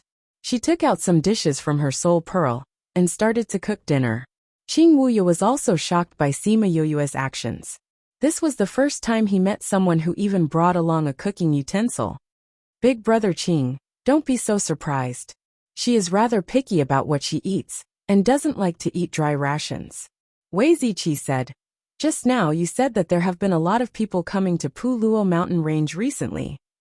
Qing Wuya shifted his gaze away from Sima Yue's chef and nodded. That's right. This is something I discovered recently. Our Green Mountain Mercenary Group can be considered as one of the top mercenary groups in Yin City. We often go in and out of this Puluo Mountain Range. As long as there is even the slightest abnormality here, we will be able to see it. Although Puluo Mountain Range has always had a lot of people, but in the last half month, The number of people coming here has increased by a lot, moreover. Many of them are from big clans. Oh, why are there suddenly so many people? Fatty Chu asked curiously. At first, we didn't know either. Later, we accidentally heard some people say that some treasure seemed to have appeared, or some rare medicinal herb had matured. We don't know what it is exactly. Qing Wuya shrugged and said. Because it doesn't have much to do with us. We didn't pay much attention to it. Big brother Qing is not interested in that thing? Wei Ziqi asked. It's not a matter of interest, but that thing is said to be either in the inner circle, or somewhere close to the inner circle. That's not a place we dare to go. That's why we should listen to it. Qing Wuya said. Brother Wei, don't be fooled by the name of that treasure. Although the treasure is good, you still need to be alive to enjoy it. Haha, we understand this logic. Wei Ziqi laughed. The inner region was the place where the saint beasts lived. Although the few of them were quite strong compared to their peers, they were not considered experts in the outside world. They did not have the guts to fight with the saint beasts. Sima Yue was cooking while listening to Qing Wuya's advice on what to pay attention to. When she heard him say treasure, her hands paused. Treasures, she loved them the most. If she had the chance, she would go and see them alone. Soon, a table full of dishes was prepared. The aroma wafted through the forest, attracting the attention of many people. Brother Sima's cooking is really fragrant. Qing Wuya smelled the aroma, and could not help but praise. Haha, thank you Big Brother Qing for telling us about the Pu Luo mountain range. Since everyone is chatting so well, why don't we have a drink together? Wei Ziqi said. This isn't too good, right? Qing Wuya was a little embarrassed. There's a lot of food. Big Brother Qing, let's eat together. Sima Yue said with a smile. This Qing Wuya was not bad, and the things he had just said were very useful to them. Inviting him to eat and drink together was not a big deal. Let's go Big Brother Qing. Yu's cooking is very good. If we wanted to eat outside, we wouldn't be able to. Let's go and have a few drinks. Wei Ziqi said. Since you've said so, then Wuya will disturb you. Qing Wuya smiled and cupped his hands.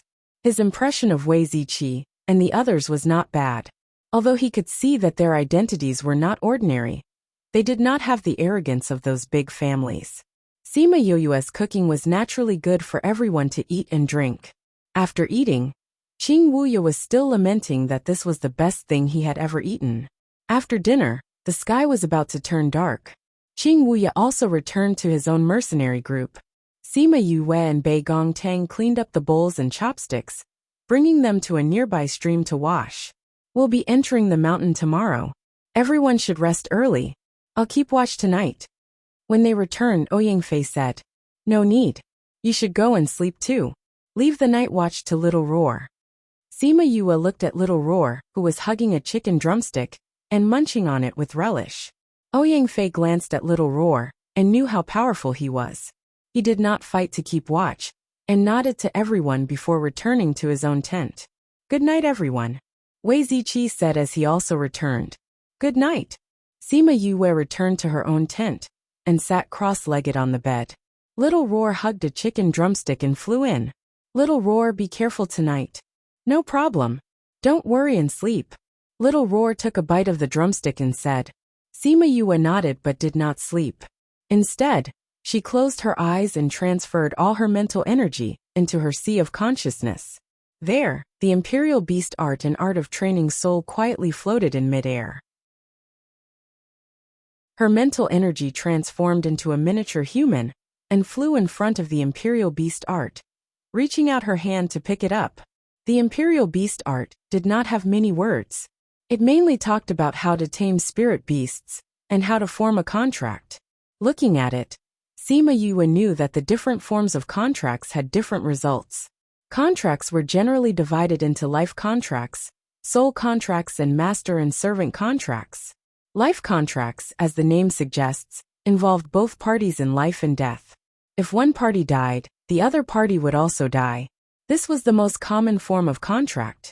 Sima Yue and that unknown Dan Dan had a life contract. A soul contract was a form of contract between two souls. This type of contract, even if the person died, as long as the soul was still there, the spirit beast would not die. Just like the contract between Little Roar and her. In a master and servant contract, the person was the master and the spirit beast was the servant. This type of contract, even if the spirit beast died, the master would not die. At most, the master would lose some strength. This type of contract was the most unacceptable for spirit beasts. Normally, a life contract and a soul contract could only form one. That was why when the egg felt Sima Yue and Little Roar's soul contract, it chose the life contract. Now people only knew about life contracts and master and servant contracts. Very few people knew about the soul contract. In addition, contracts were closely related to a person's mental energy. The stronger the mental energy, the more spirit beasts one could form contracts with. Normal spirit masters could only form a contract with one spirit beast. Those who were stronger could form a contract with a second spirit beast. For Sima Yue to be able to form a contract with 3 spirit beasts, with her current strength, she was already a pervert among perverts. This book came from Chapter 73. After she finished reading The Art of Taming Beast, she realized that the method wasn't difficult at all. She didn't know how it had been lost. At the end of the book, it said that the level of the tamed spirit beast was also linked to the spiritual force required. The higher the level of the spirit beast, the stronger the spiritual force required. This was similar to alchemy. So looks like I still have to improve my mental strength first. Sima Yue sighed. Previously, she only thought that cultivating spiritual power was important. She did not expect that the cultivation of the soul and spiritual power were equally important. She put down The Art of Taming Beast and walked to the front of The Art of Refining Soul. She took down the book, and the silver light on the book disappeared, allowing her to see the book in its entirety. She gently flipped to the first page, and a sentence on it made her heart tremble violently. The highest level of soul refining allows one's soul to exist outside one's body. Sima Yue muttered these words and thought of Emo Sha Na's transparent and illusory soul. Is it because he cultivated this that his soul is able to exist in this world? Looks like this soul refining art is really something. As he continued to read, he found that some of the levels of soul refinement were mentioned. The beginning was the small success stage, followed by the deity transformation stage, followed by the void refinement stage, and finally the Mahayana stage. The strength of the soul was expressed through the spiritual power. When one's mental power reached a certain range, they would be able to sense things within a kilometer around them. In the divinity transformation stage, one's spiritual energy could be condensed into a concrete shape outside of his body. At the void refinement realm, the second form of the mental power was condensed. At the Mahayana realm, one's soul would be able to transcend. Every stage had a huge gap between them, and every time they crossed a level, there would be huge gains. Sima Yue took a look at it. At the beginning it was relatively simple. There were only a few chances to cultivate the soul, and then there were some methods to increase one's mental strength. It seems that soul refining and spiritual energy are closely related, and both are indispensable. No wonder Emo Sha said that after refining my soul, my mental strength would also increase.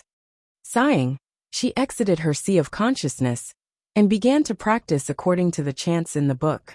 Time flew by when one was cultivating. When Sima Yue was awakened from her cultivation state by Little Roar, the sky was already bright. He didn't expect that he had unknowingly cultivated for an entire night. Moreover, he felt refreshed and didn't feel the slightest bit tired from not sleeping for an entire night. Looks like I can practice this if I have nothing to do at night. She got down from the bed, tidied her clothes, and put away the things in the tent into her spatial ring. Then she put away the tent as well. Brother Sima, you're up too. Qing Wuya saw that Sima Yue had finished packing and greeted him with a smile. Morning, big brother Qing.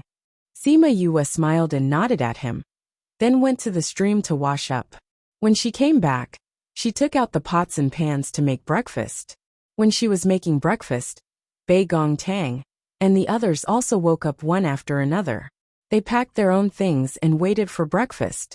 Brother Wei, we are going to enter the mountains. Remember what I told you last night? Don't go to any dangerous places.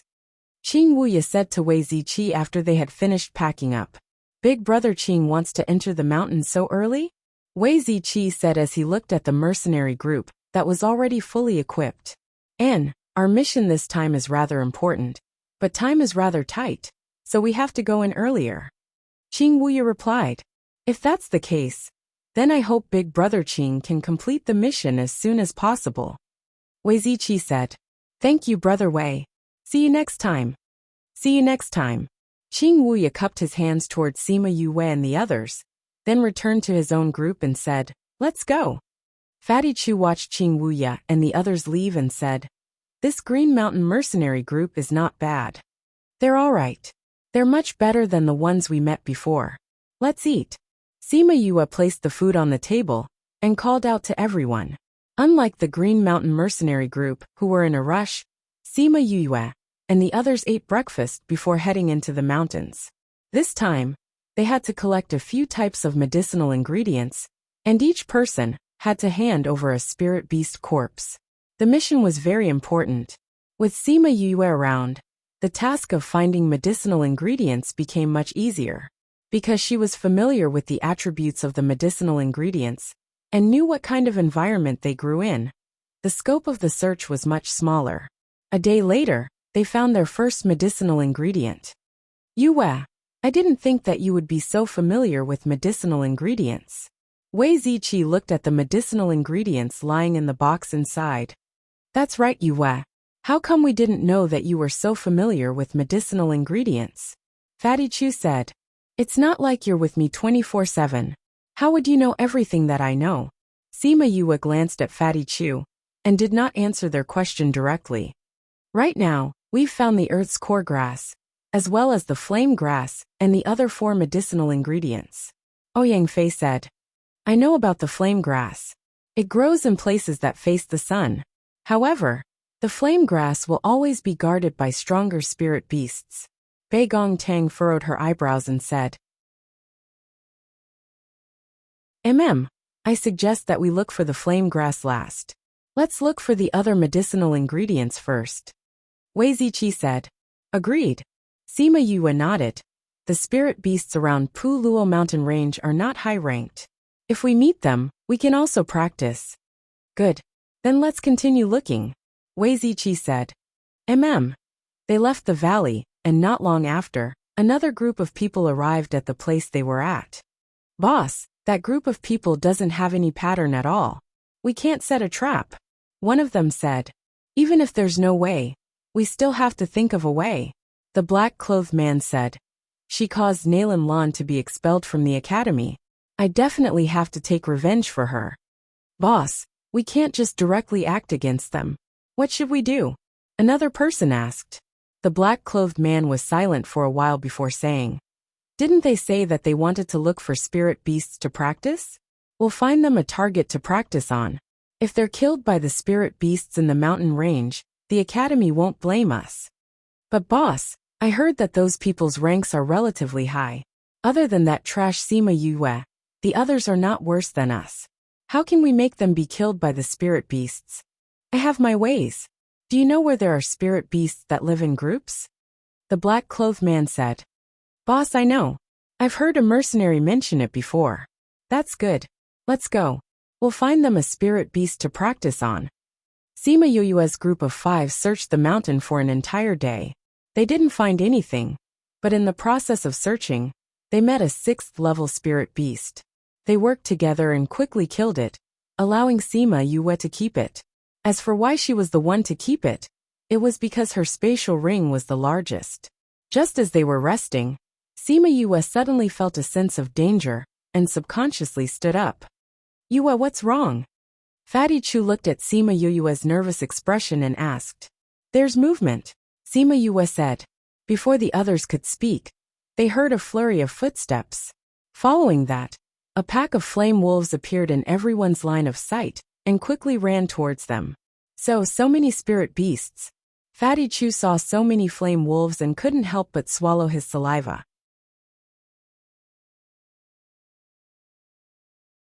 Chapter 74. Not only Fatty Chu, Bei Gong Tang, and the others were also stunned by the horde of beasts. Help! As the beasts got closer, Sima Yue and the rest saw a figure running in front of the beasts. A woo! The wolf pack's wild howls made the man shudder. However, when he saw Sima Yue and the rest, he gritted his teeth and ran towards them. Sima Yue saw that person running towards them, and immediately reacted.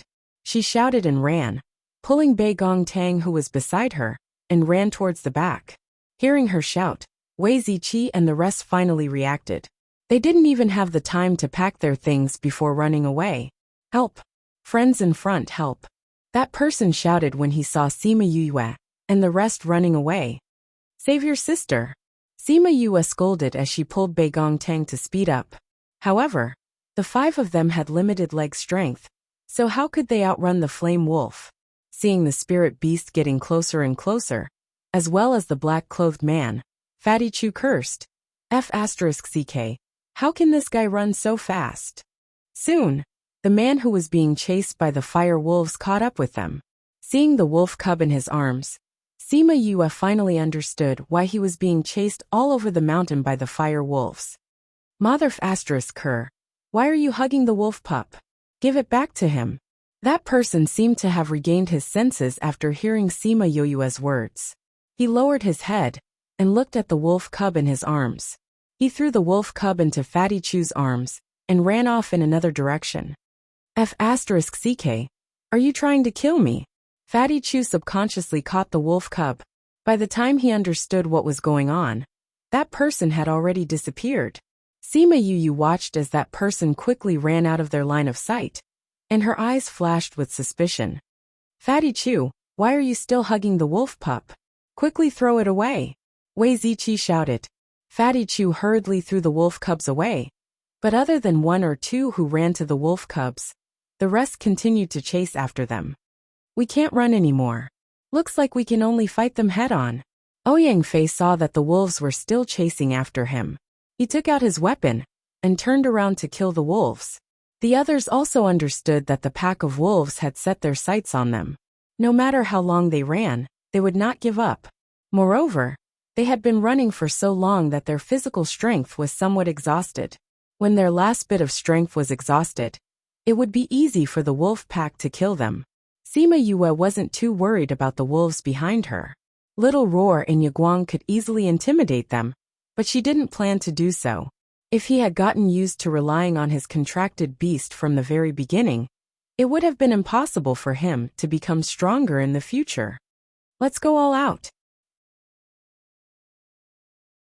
Wei Ziqi also stopped in his tracks and called out his contracted spirit beast to battle with the flame wolf. I'm not running anymore, damn it. Fatty Chu also called out his own spirit beast, took out his axe and chopped towards the flame wolf. Bei Gong Tang didn't call out her own spirit beast, only stopping in her tracks. She condensed a spirit ball in her hands and threw it towards the flame wolf. Sima Yue took a look. Ouyang Fei's spirit beast was a 9th level low spirit beast, Cloud Leopard. It looked like it was about to become a holy beast. Fatty Chu's spirit beast was a 7th level low spirit beast, Charm Fox. That fox's figure was much smaller than the flame wolf, but its battle prowess wasn't weak at all. Although Wei Ziqi's spirit beast's rank wasn't as high as Ouyang Fei's, it was still a rare fire lizard. With a sweep of its tail, a flame wolf was sent flying. Sima Yue took out the dagger that Ling Long had transformed into, and leapt in front of a flame wolf. Just as it was about to pounce on her, Sima Yue quickly stabbed the dagger in between its eyebrows, and pulled it out before it could even react. Ouyang Fei and the others didn't think that Sima Yue would be able to kill a wolf so quickly, and looked at her in shock. The space between the eyebrows and 3 inches below the neck are the weakest parts of the flame wolf. Attacking these 2 places is the most effective. Sima Yue said. How did you know? Although the timing wasn't right, Fatty Chu still asked. Teacher talked about it in class. Sima Yue said. Everyone then came to a realization. It seemed that when the teacher was talking about the spirit beasts in the Puluo mountain range, he had indeed talked about it. However, everyone didn't really pay attention. If it wasn't for her reminder, they wouldn't have remembered that there was such a lesson. This speed needs to be fast. Otherwise, we will be injured by the pack of wolves. Ouyang Fei said. Ouyang Fei and Bei Gong are stronger in close combat. The three of us will be in charge of close combat. Ziqi and Fatty Chu, the two of you will mainly use your spiritual energy to attack. Sima Yue said. We are now a team. If we want to charge out alive, we need to work hard together. Everyone looked at the pack of wolves surrounding them and nodded their heads, acknowledging Sima Yue's words. Ziqi, Fatty Chu, we will be on the outside.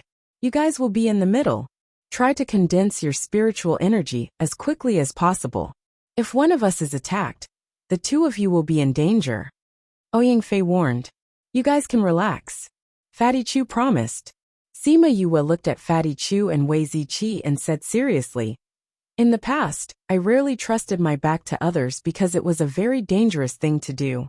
Today, the three of us will entrust our backs to you guys. You guys have to guard it for us. When Wei Ziqi and the other three heard Sima Yue's words, their hearts couldn't help but tremble. What she said was right. In the past, they were all lone wolves. Even in their own families, they didn't trust anyone to entrust their backs to. However, today, they had exposed their backs in front of them, because they had no choice and because they trusted them. You guys can relax. We are a team. We will always be partners that you can entrust your backs to. Wei Ziqi said emotionally. Yes, we will always be partners that you can entrust your backs to. Fatty Chu said with certainty. Sima Yue smiled faintly and said, that's good. Let's start the battle. Bei Gong Tang and Ouyang Fei looked at each other and saw the thick fighting spirit in each other's eyes, as well as the camaraderie that was born in this difficult situation. Charge! Ouyang Fei was still the first to rush to the front of the wolf pack. Sima Yue and Bei Gong Tang also followed closely behind. The three of them and the three spirit beasts unknowingly formed an encirclement, surrounding Fatty Chu and Wei Ziqi in the middle, giving them enough time to condense their spirit qi. As for Fatty Chu and Wei Ziqi, they condensed spirit balls. Seeing who was in danger, or who was having a hard time fighting, they threw the spirit balls in that direction. Sometimes, they would directly throw their spirit qi balls into the wolf pack's ranks, causing them to howl in pain. Half an hour later, because there were too many casualties, the leader of the flame wolves unwillingly led his subordinates and ran away with their tails between their legs. Once the wolf pack left, everyone collapsed to the ground. Their bodies were covered in wounds that were still bleeding. The battle just now had already exhausted their strength. Fatty Chu and Wei Ziqi also chose to directly fight the wolf pack after their spirit qi was exhausted. Sima Yue took out a medicine bottle and ate a pill before passing the jade bottle to Bei Gong Tang. Bei Gong Tang poured out 4 pills for everyone to eat. We have to leave this place now. The commotion just now and the smell of blood might attract other spirit beasts. Seeing that everyone was exhausted, Sima Yue went up and kept all the corpses of the flame wolves into her spatial ring.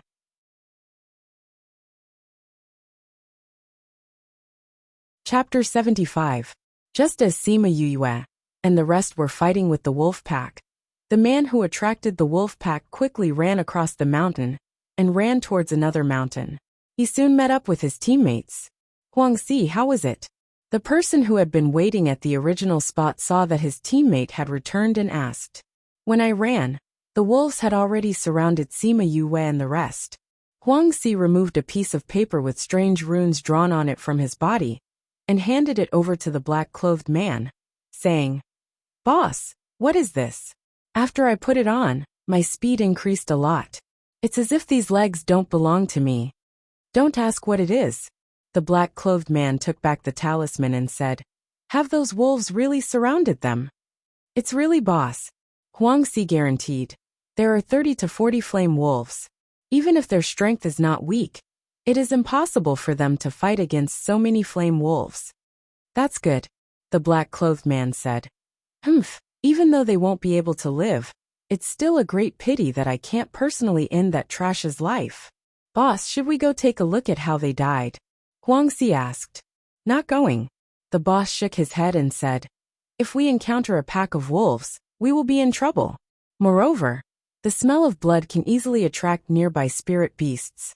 Since we know that they won't be able to survive, There's no need for us to put ourselves in danger. Boss is right. We have our own mission here. Now that we've taken care of Sima Yue, it's time for us to complete our mission. Let's go. After the black-clothed boss finished speaking, he led his team members towards another mountain.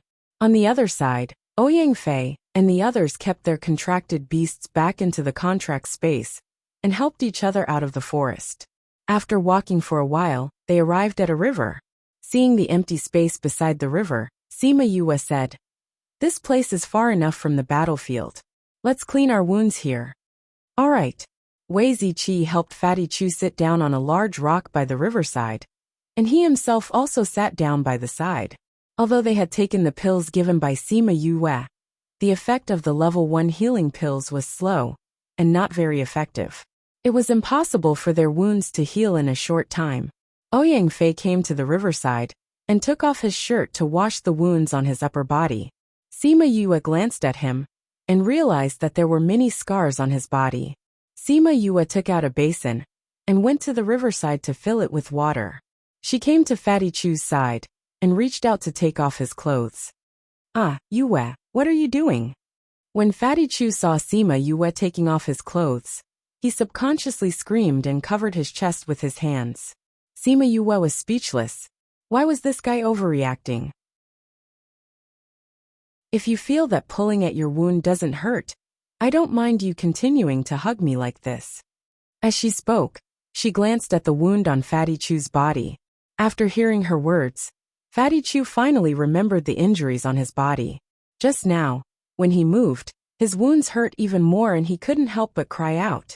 Sima Yue pulled his hand down and cut his clothes with a pair of scissors, revealing the wounds on his shoulders and back. Of course, that pair of scissors was unwillingly transformed by Ling Long. She really couldn't understand why her master would make her transform into such weird and useless weapons. For convenience, Sima Yue cut off all of Fatty Chu's clothes and took out a piece of cotton cloth. She dipped it in the basin of water and washed the blood off the wounds. After that, she took out a bottle of medicinal powder and sprinkled it evenly on his wounds. Finally, she used a strip of cloth to bandage his wounds.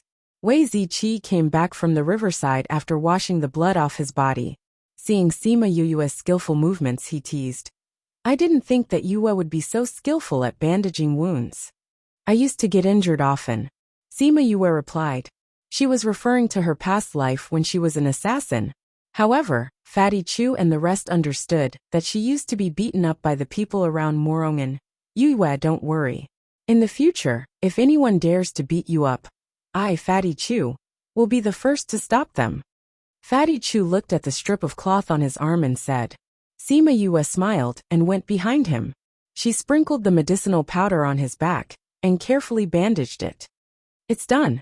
Sima Yue finished tying the knot and said, "This medicinal powder is very useful for treating wounds.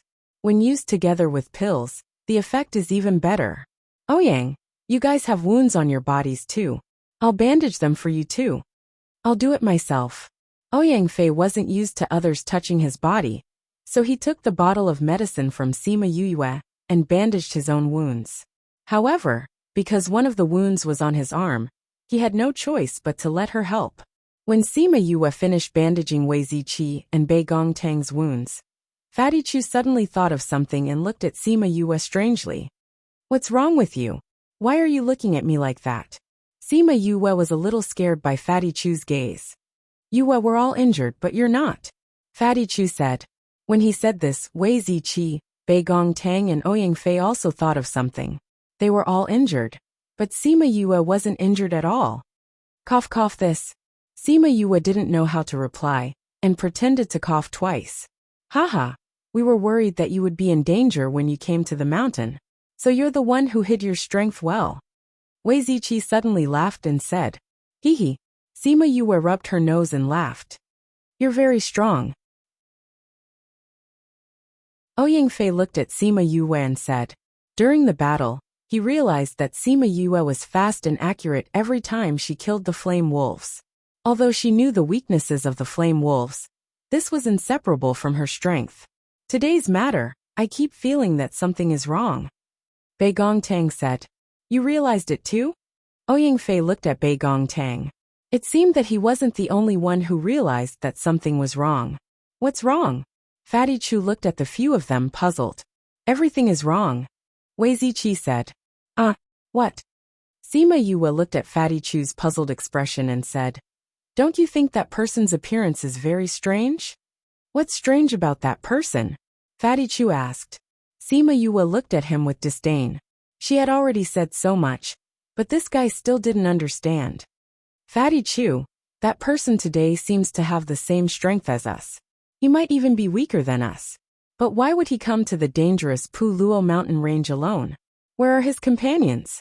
Wei Ziqi explained patiently.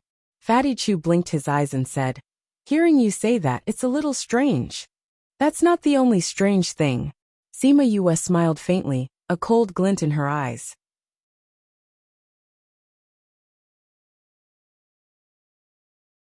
Chapter 76. What else is strange? Fatty Chu asked. Fatty, didn't you notice?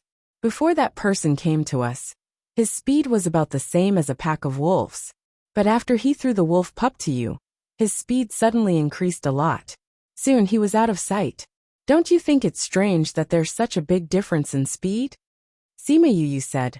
Look at him before. Isn't it more like he's luring the wolf pack to us?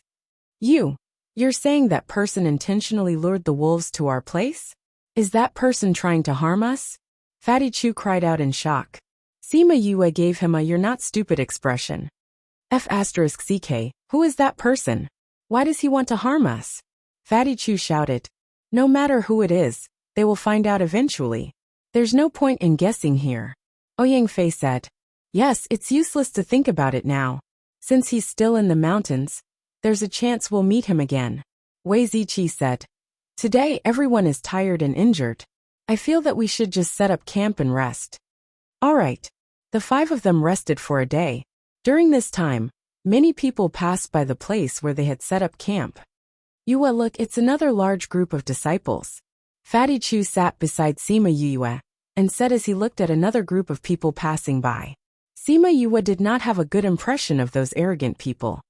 But speaking of which, Ziqi is also a member of a large family clan. Why isn't he like these people who have their noses in the air? Fatty Chu asked suspiciously. Aren't you the same? Fatty Chu said with a smile. How can my clan compare to your Wei clan? Fatty Chu shook his head. Hey, speaking of which, we still don't know Ouyang and Beigong's clans. It seems so. Wei Ziqi nodded in agreement. When they first got to know each other, Ouyang Fei and Bei Gong Tang did not mention anything about themselves. However, they were not familiar with each other at that time, so they did not ask in detail. Later on, when everyone became familiar with each other, he forgot to ask. Ouyang Fei shrugged and said, I have no relatives. I'm an orphan. He said it casually, but Sima Yue could feel the hatred in his words. I only have a mother and a younger brother, but they are in a place very far away. When Bei Gong Tang said this, her eyes were blurred as she looked at the sky. Her body emitted pain and resentment. Sima Yue looked at the two of them and frowned. It seemed like the two of them had a story that no one knew about. Wei Ziqi patted Ouyang Fei's shoulder and said, It's all right. In the future, we will be your family. That's right, we're from the same courtyard. And we're also a team. In the future, we'll all be your family. Fatty Chu added. Ouyang Fei turned his head and saw the sincerity in Wei Ziqi's and Fatty Chu's eyes. All right, we're all brothers from now on. Yes, brother. Fatty Chu stood up and sat beside Ouyang Fei as they clapped their hands. The friendship between men was actually very pure. As long as I recognized you, you would be my brother. After a few months of interaction, Ouyang Fei also knew their characters and slowly accepted them. His cold heart was also warmed up bit by bit. Sima Yue smiled as she looked at the 3 of them and said, Hey, count me in. Haha, we won't forget about you. Fatty Chu said with a big laugh. Bei Gong Tang looked at the happy and harmonious people, and loneliness flashed across her eyes. As if she couldn't stand the scene in front of her, she stood up and left. What's wrong with Bei Gong? Everyone looked at each other in dismay, their eyes filled with confusion. I'll go and see her. Sima Yue stood up and walked in the direction that Bei Gong Tang left. Bei Gong Tang came to the side of the river and stared blankly at the surface of the river. When she heard movement behind her, she turned her head and saw Sima Yue. She asked, "Why are you here? I should be the one asking you this. Why did you run out alone?" Sima Yue came to Bei Gong Tang's side and kicked a stone into the river, causing ripples. "What's wrong with me?" Bei Gong Tang shook her head. "You're purposely distancing yourself from everyone," Sima Yue said. Bei Gong Tang was stunned and denied. "I'm not." "You are." Sima Yue looked at Bei Gong Tang. "We've known each other for a few months now, and you've always kept a distance from everyone. Just now you left because you saw Ouyang Fei and Ziqi, right?" Bei Gong Tang didn't speak and only stared at the surface of the river. "You're worried, right?" Sima Yue continued. "Worried about your mother and brother." Hearing Sima Yue's words, Bei Gong Tang's aura immediately changed. She looked at her warily and asked coldly, "Who are you?" Sima Yue wasn't frightened by her and smiled. "You don't have to be nervous. I don't know where your house is, and I don't know what you've been through. I don't even know why you're so sensitive. I just saw the worry in your eyes." "Really?" Sima Yue shrugged. "I'm considered a household name in the capital, although my reputation isn't very good. My whereabouts have never been a secret." Bei Gong Tang stared at her for a while before she thought of something and turned to look at the river. Although she didn't say anything, she wasn't as cold as before. Sima Yue saw this and knew that she wasn't so guarded against her. She pursed her lips and said, "Although I used to be alone, I recently realized that it's not bad to be with someone. No matter how you were in the past or what you'll encounter in the future, we're all together at this stage. Don't forget that we're comrades who fought side by side. We're now people who can trust each other with our backs. If you want to find someone to talk to, we'll always be here." Bei Gong Tang nodded, indicating that she understood. "All right, let's go back. They saw you leave without a word, and we're all worried about you." Sima Yue patted Bei Gong Tang's shoulder and said. When they returned to the campsite, Wei Ziqi and the others heaved a sigh of relief and started to chat. Although Bei Gong Tang didn't interrupt much, she would occasionally reply to what they said. Sima Yue looked at the few of them and realized that the battle this time had brought them closer. If they were a team in the past, they were now comrades who fought together. At night, everyone returned to their own tents to rest. Bei Gong Tang laid on her small bed and dozed off. Her eyes suddenly opened and were filled with uncontrollable joy. "Mengji, you're awake?" "Master, I was injured too badly last time. I'm only awake temporarily." A female voice sounded in Bei Gong Tang's mind. "Mengji, you were injured to this extent because you wanted to protect me when I left. It's already been so many years, and you still need to rely on sleep to recover." Bei Gong Tang blamed herself. "Master, you don't have to blame yourself. Protecting you is what I should do," Mengji said. "Master, I didn't wake up for long this time. I'll tell you the reason why I woke up. I feel that there's a medicine in the mountains that's about to mature. If I can take it, I'll be completely healed." "Master, if it's possible." Mengji's voice became softer and softer. She didn't even finish speaking before she fell asleep again. "Mengji, since that medicine is good for your injuries, I'll definitely get it for you." Bei Gong Tang tightened her grip on her clothes when she thought of the unconscious Mengji.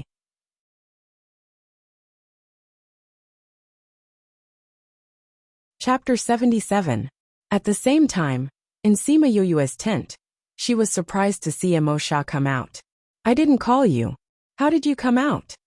"I can enter and exit this spirit pearl as I wish, unless your strength is higher than mine," Emosha said. "All right." Sima Yue shrugged and said, "What are you doing out here this time?" Emosha looked towards the inner area and said, "I smell something." "Taste. What was that smell? Why can't I smell anything?" Sima Yue sniffed hard, but did not find anything special. "It's far from here. How could you smell it now?" Emosha said. "What is it that attracted you here?" Sima Yue asked curiously. "Golden snake fruit." "What?" When Sima Yue heard about the golden snake fruit, the first thing that came to her mind was the bright red apple-like fruit on Earth in her previous life. However, she knew that it was definitely not an ordinary thing. Then, The information about the golden snake fruit appeared in his mind. Last time, she had seen it in a medical book in the Soul Pearl. The golden snake fruit was a kind of golden yellow fruit. It took 700 years to bloom, 700 years to bear fruit, and 700 years to mature. Each time, it would only bear 7 fruits. Eating the fruit directly could raise one's cultivation level. However, one could only eat the size of a fingernail at a time. Otherwise, there would be too much energy in one's body, and it would be easy for one's meridians to explode. If it was refined into a pill, such a situation would not occur. However, this kind of pill would cost at least tens of thousands of gold coins.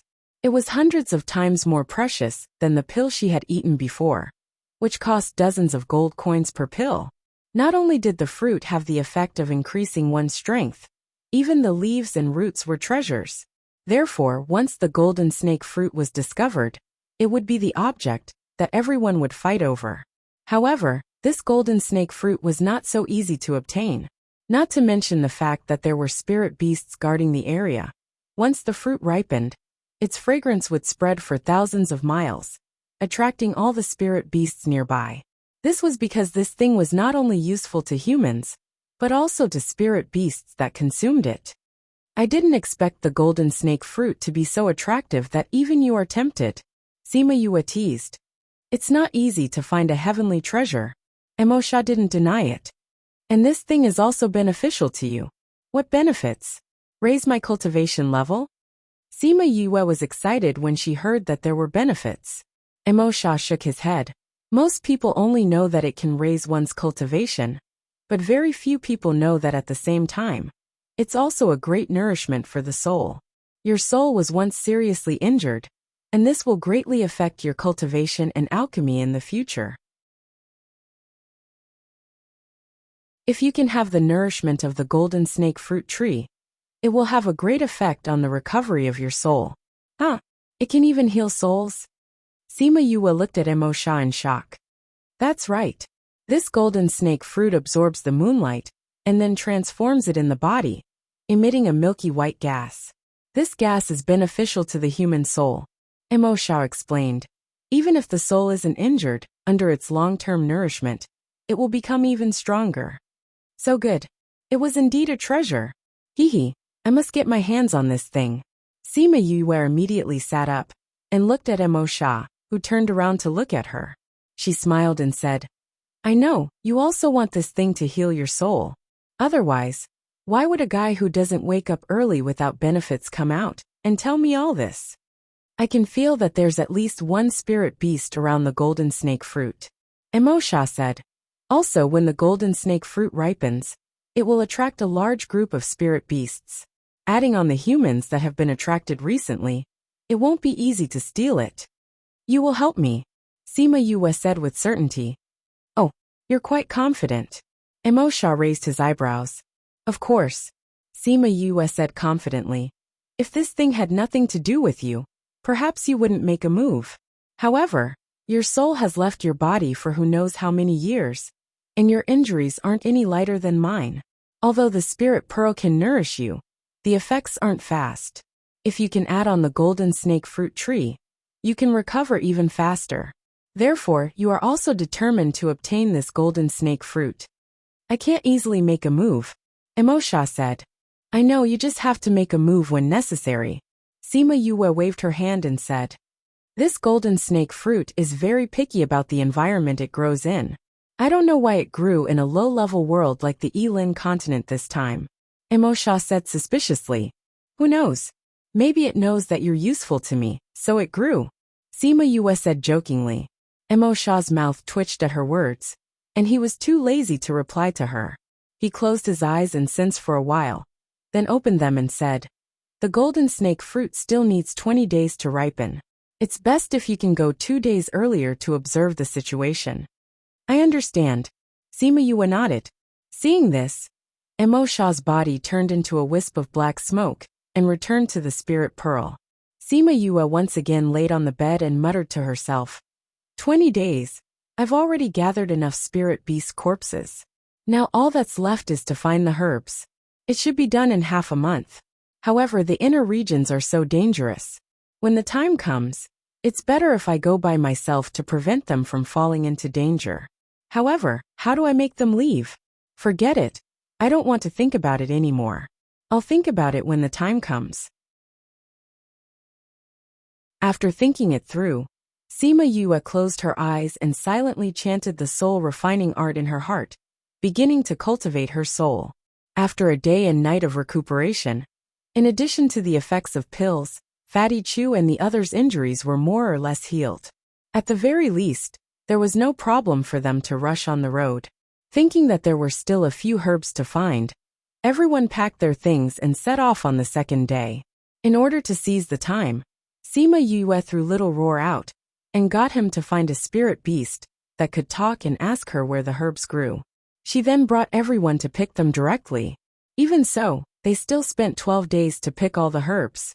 At the boundary between the inner and outer regions, Sima Yue and the others kept the flame grass in the valley into their own spatial rings.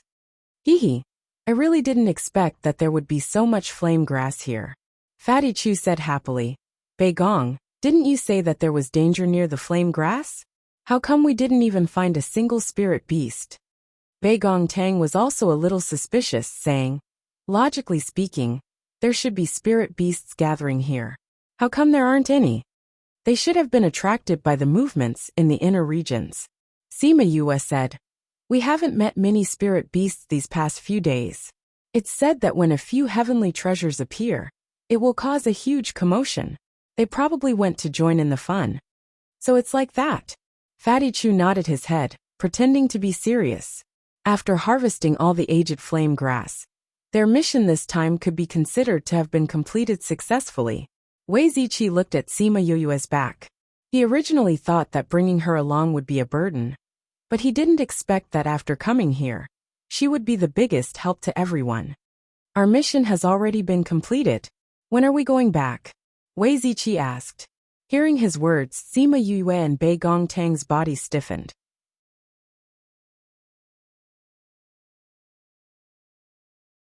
Chapter 78. You guys can go back first. I want to stay in the mountain range for a few more days. Bei Gong Tang spoke first.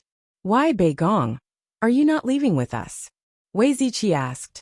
Bei Gong Tang looked in the direction of the inner regions and said, I still have things to do. I won't be going with you guys. Bei Gong, this mountain is very dangerous. You're alone. Fatty Chu said worriedly. I have something that I must do. Bei Gong Tang interrupted Fatty Chu. Sima Yue saw that Bei Gong Tang's attitude was firm, and guessed that she should also want to snatch the golden snake fruit. From the looks of it, she must have had her reasons. You want to seize that treasure? Ouyang Fei said. Really? Fatty Chu looked at Bei Gong Tang and asked. Bei Gong Tang was stunned for a moment. She did not think that Ouyang Fei would be able to guess it so quickly. She nodded and said, yes. Bei Gong, yesterday we heard from the passers-by that the treasure is in the inner regions. Let's not talk about how dangerous the inner regions are. During this period of time, many experts have come here. It's not like you don't know that if you want to snatch the treasure from their hands, you have to have the strength to do so. Wei Ziqi said seriously. I know. Bei Gong Tang said. But I must obtain that thing. Why? Ouyang Fei asked. Bei Gong Tang was silent for a while before saying, I have my reasons. You guys go out first, don't wait for me. No, if you don't tell us the reason, we won't let you go. Wei Ziqi said resolutely and decisively.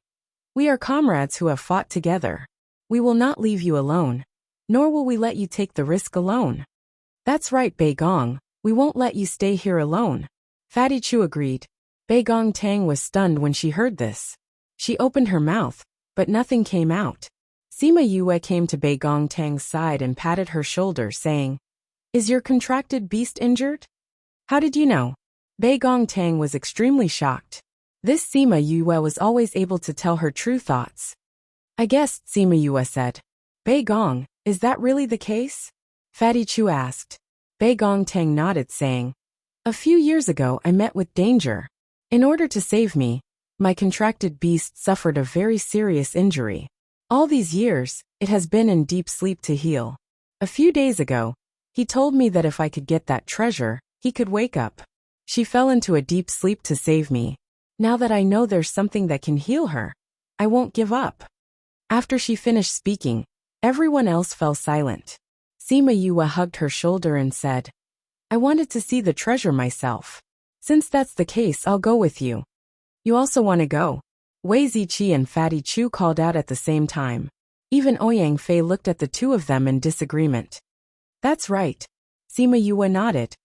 "I'll go with Bei Gong. You three can go first. Don't tell us to go back first."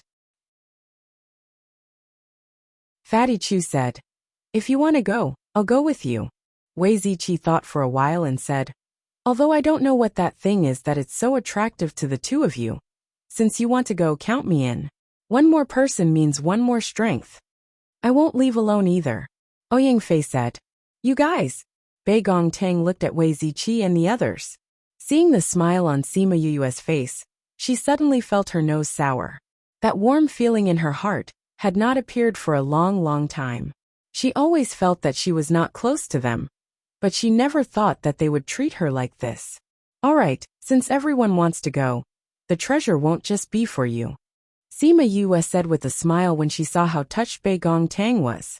Yue, what do you mean?" Fatty Chu asked. "Since everyone has decided to go together, I'll explain the situation there to everyone. After I'm done, you guys can decide if you want to go or not." Sima Yue said. "Yue, how did you know?" "Don't ask me how I know. Just listen to what I have to say." Sima Yue said. "That treasure is the golden snake fruit that rarely appears in this world." "What kind of treasure is the golden snake fruit?" Ouyang Fei and Bei Gong Tang were shocked, while Fatty Chu and Wei Ziqi were puzzled. Although Bei Gong Tang knew that the treasure was not ordinary, she never thought that it would actually be the golden snake fruit. No wonder Meng Ji would wake up and tell her this. The golden snake fruit blossoms every 700 years, bears fruit every 700 years, and ripens every 700 years. If the golden snake fruit is taken directly, it can raise a person's cultivation. The effect of refining it into a pill is even better, so it's a treasure that people and spirit beasts fight over. Sima Yue explained. "Damn, it's so powerful," Fatty Chu said in shock. "That's why it attracted so many treasures," Sima Yue said. "But now is not the time to discuss the value of the golden snake fruit.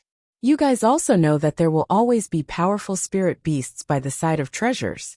This golden snake fruit is protected by a spirit beast." "Spirit beast?" The other four sucked in a breath. This spirit beast was in existence comparable to a spirit paragon. If it was placed in the continent, it would be a peak existence. If they wanted to snatch the 7 golden snake fruits from the spirit beast's mouth, the difficulty could be imagined. Not only that, Sima Yue continued to speak. When this golden snake fruit ripens, its fragrance will spread for thousands of miles, attracting all the spirit beasts nearby. Recently, we have rarely met any powerful spirit beasts. Because the golden snake fruit is about to ripen, those spirit beasts have all gone to the inner regions. So other than that spirit beast, we may meet countless spirit beasts. Hiss! Everyone had already been shocked speechless by her words. Also, Sima Yue looked at their expressions and wanted to tell them if what she said was correct. Also, there are those experts who have come to the mountain in the past month, right? Ouyang Fei said. Sima Yue nodded her head. They had been in the mountain for half a month and had seen many powers go to the inner regions. She did not need to say this, everyone understood. "Oh my god, this battle formation is too scary." Fatty Chu found his voice after a long time and sighed. "So you have to consider carefully whether you want to go or not," Sima Yue said. "Bei Gong and I have our reasons for not going, but you don't have to take the risk. After all, although that thing is good, it is also very dangerous." Hearing her words, Wei Ziqi and the others were silent for a while before saying seriously, "Since it's so dangerous, wouldn't it be more dangerous for you to go alone? Let's go together and take a look. If it's really impossible, don't force it. I promised young Master Yule that I would take good care of you. If you don't go back, how can I go back?" Fatty Chu said. "I'm interested in that treasure," Ouyang Fei said. Bei Gong Tang sniffled and suppressed her emotions. She looked at them and said, "No matter what the result is, Bei Gong will never forget your friendship. I want to go myself, so you don't have to count me in." Sima Yue said as she shrugged her shoulders. Seeing her shameless expression, Bei Gong Tang smiled happily for the first time.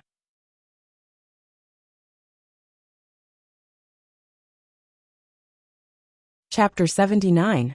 This was the first time everyone had seen Bei Gong Tang smile. In the past, she was always icy cold. This smile made people feel dazzled. Cough cough. Wei Ziqi was the first to regain his senses.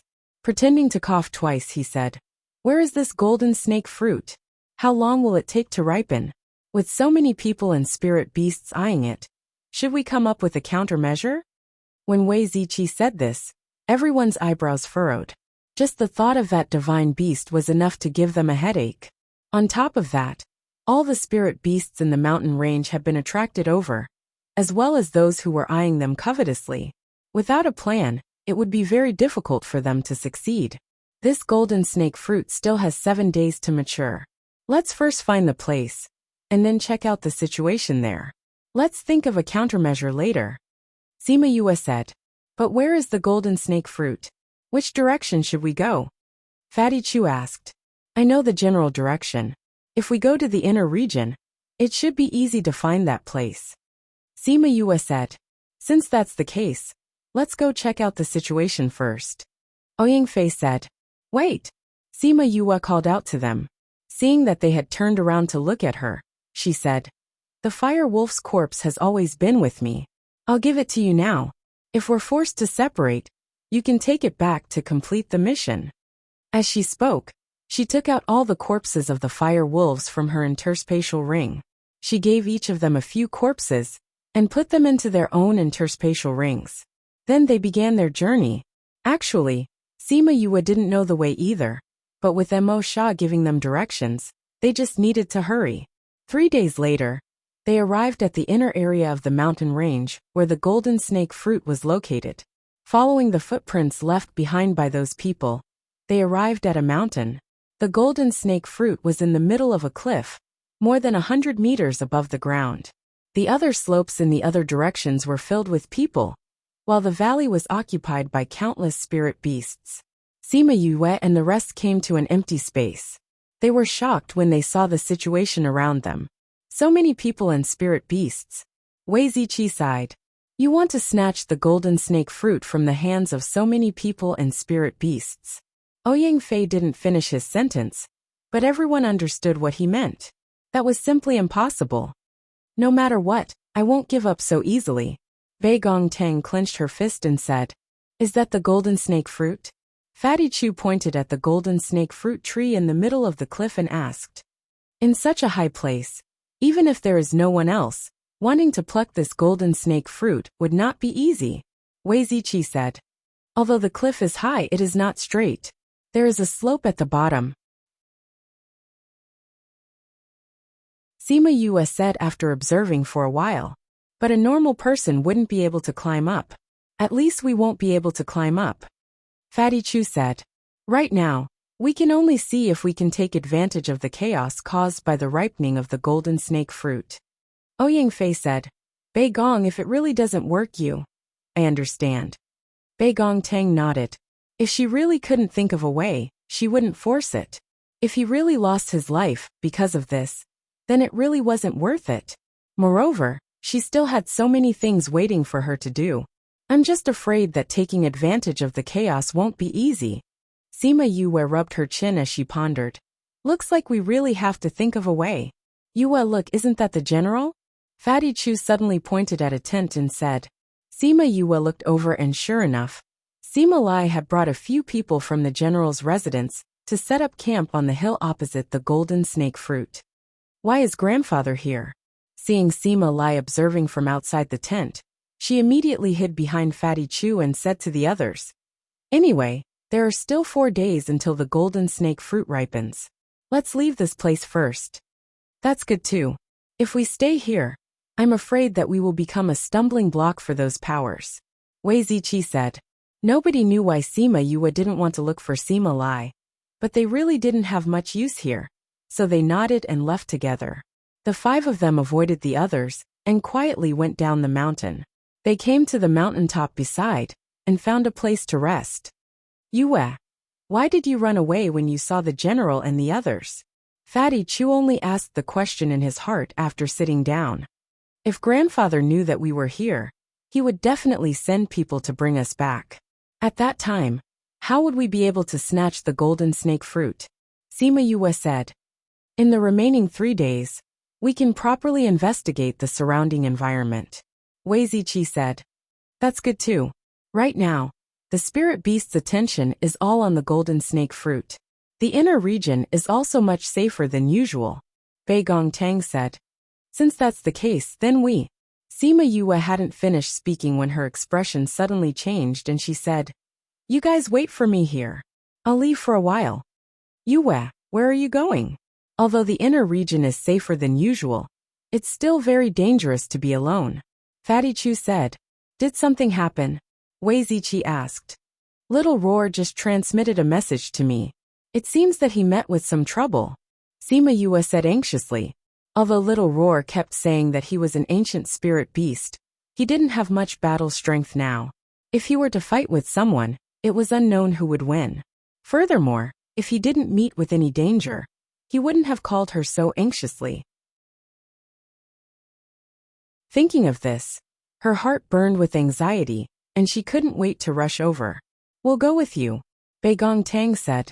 Sima Yue looked at everyone and saw that they were determined not to let her leave alone. She nodded her head and said, Yaguang, bring us to find Little Roar. Just as everyone was wondering who Yaguang was, a majestic iron claw tiger appeared in front of everyone. Master, quickly come up. Yaguang also felt that Little Roar was in danger and turned into his original form as he spoke. It can talk. It's another spirit beast. Looking at Yaguang, and then looking at Sima Yue, everyone was extremely shocked. They didn't think that other than Little Roar, she actually had another spirit beast. However, now wasn't the time to be shocked. Everyone quickly calmed themselves down and jumped onto Yaguang's back. Yaguang said, Hold on tight. Then he sped off. They followed Little Roar's senses and advanced. After half an hour, they finally arrived at Little Roar's location. However, what they saw was not a battle between spirit beasts, but a small cage. Little Roar and a small bird were lying down with their eyes listlessly. Their heads were drooping. One look, and they knew that something was wrong. Ever since Little Roar woke up, Sima Yue had never seen him so listless. Seeing him like this, her heart ached. However, she was also vexed. Previously, she shouldn't have listened to Little Roar's words and allowed him to wander around the mountain. If not, he wouldn't have ended up like this. As if sensing Sima Yue's arrival, Little Roar, who was lying in the cage, suddenly looked towards the place where they were hiding. Just as she was about to go save Little Roar, the 2 people who were drinking in the middle started to talk about the spirit beasts they had captured. Sima Yue didn't think that they would bump into a huge conspiracy on this trip.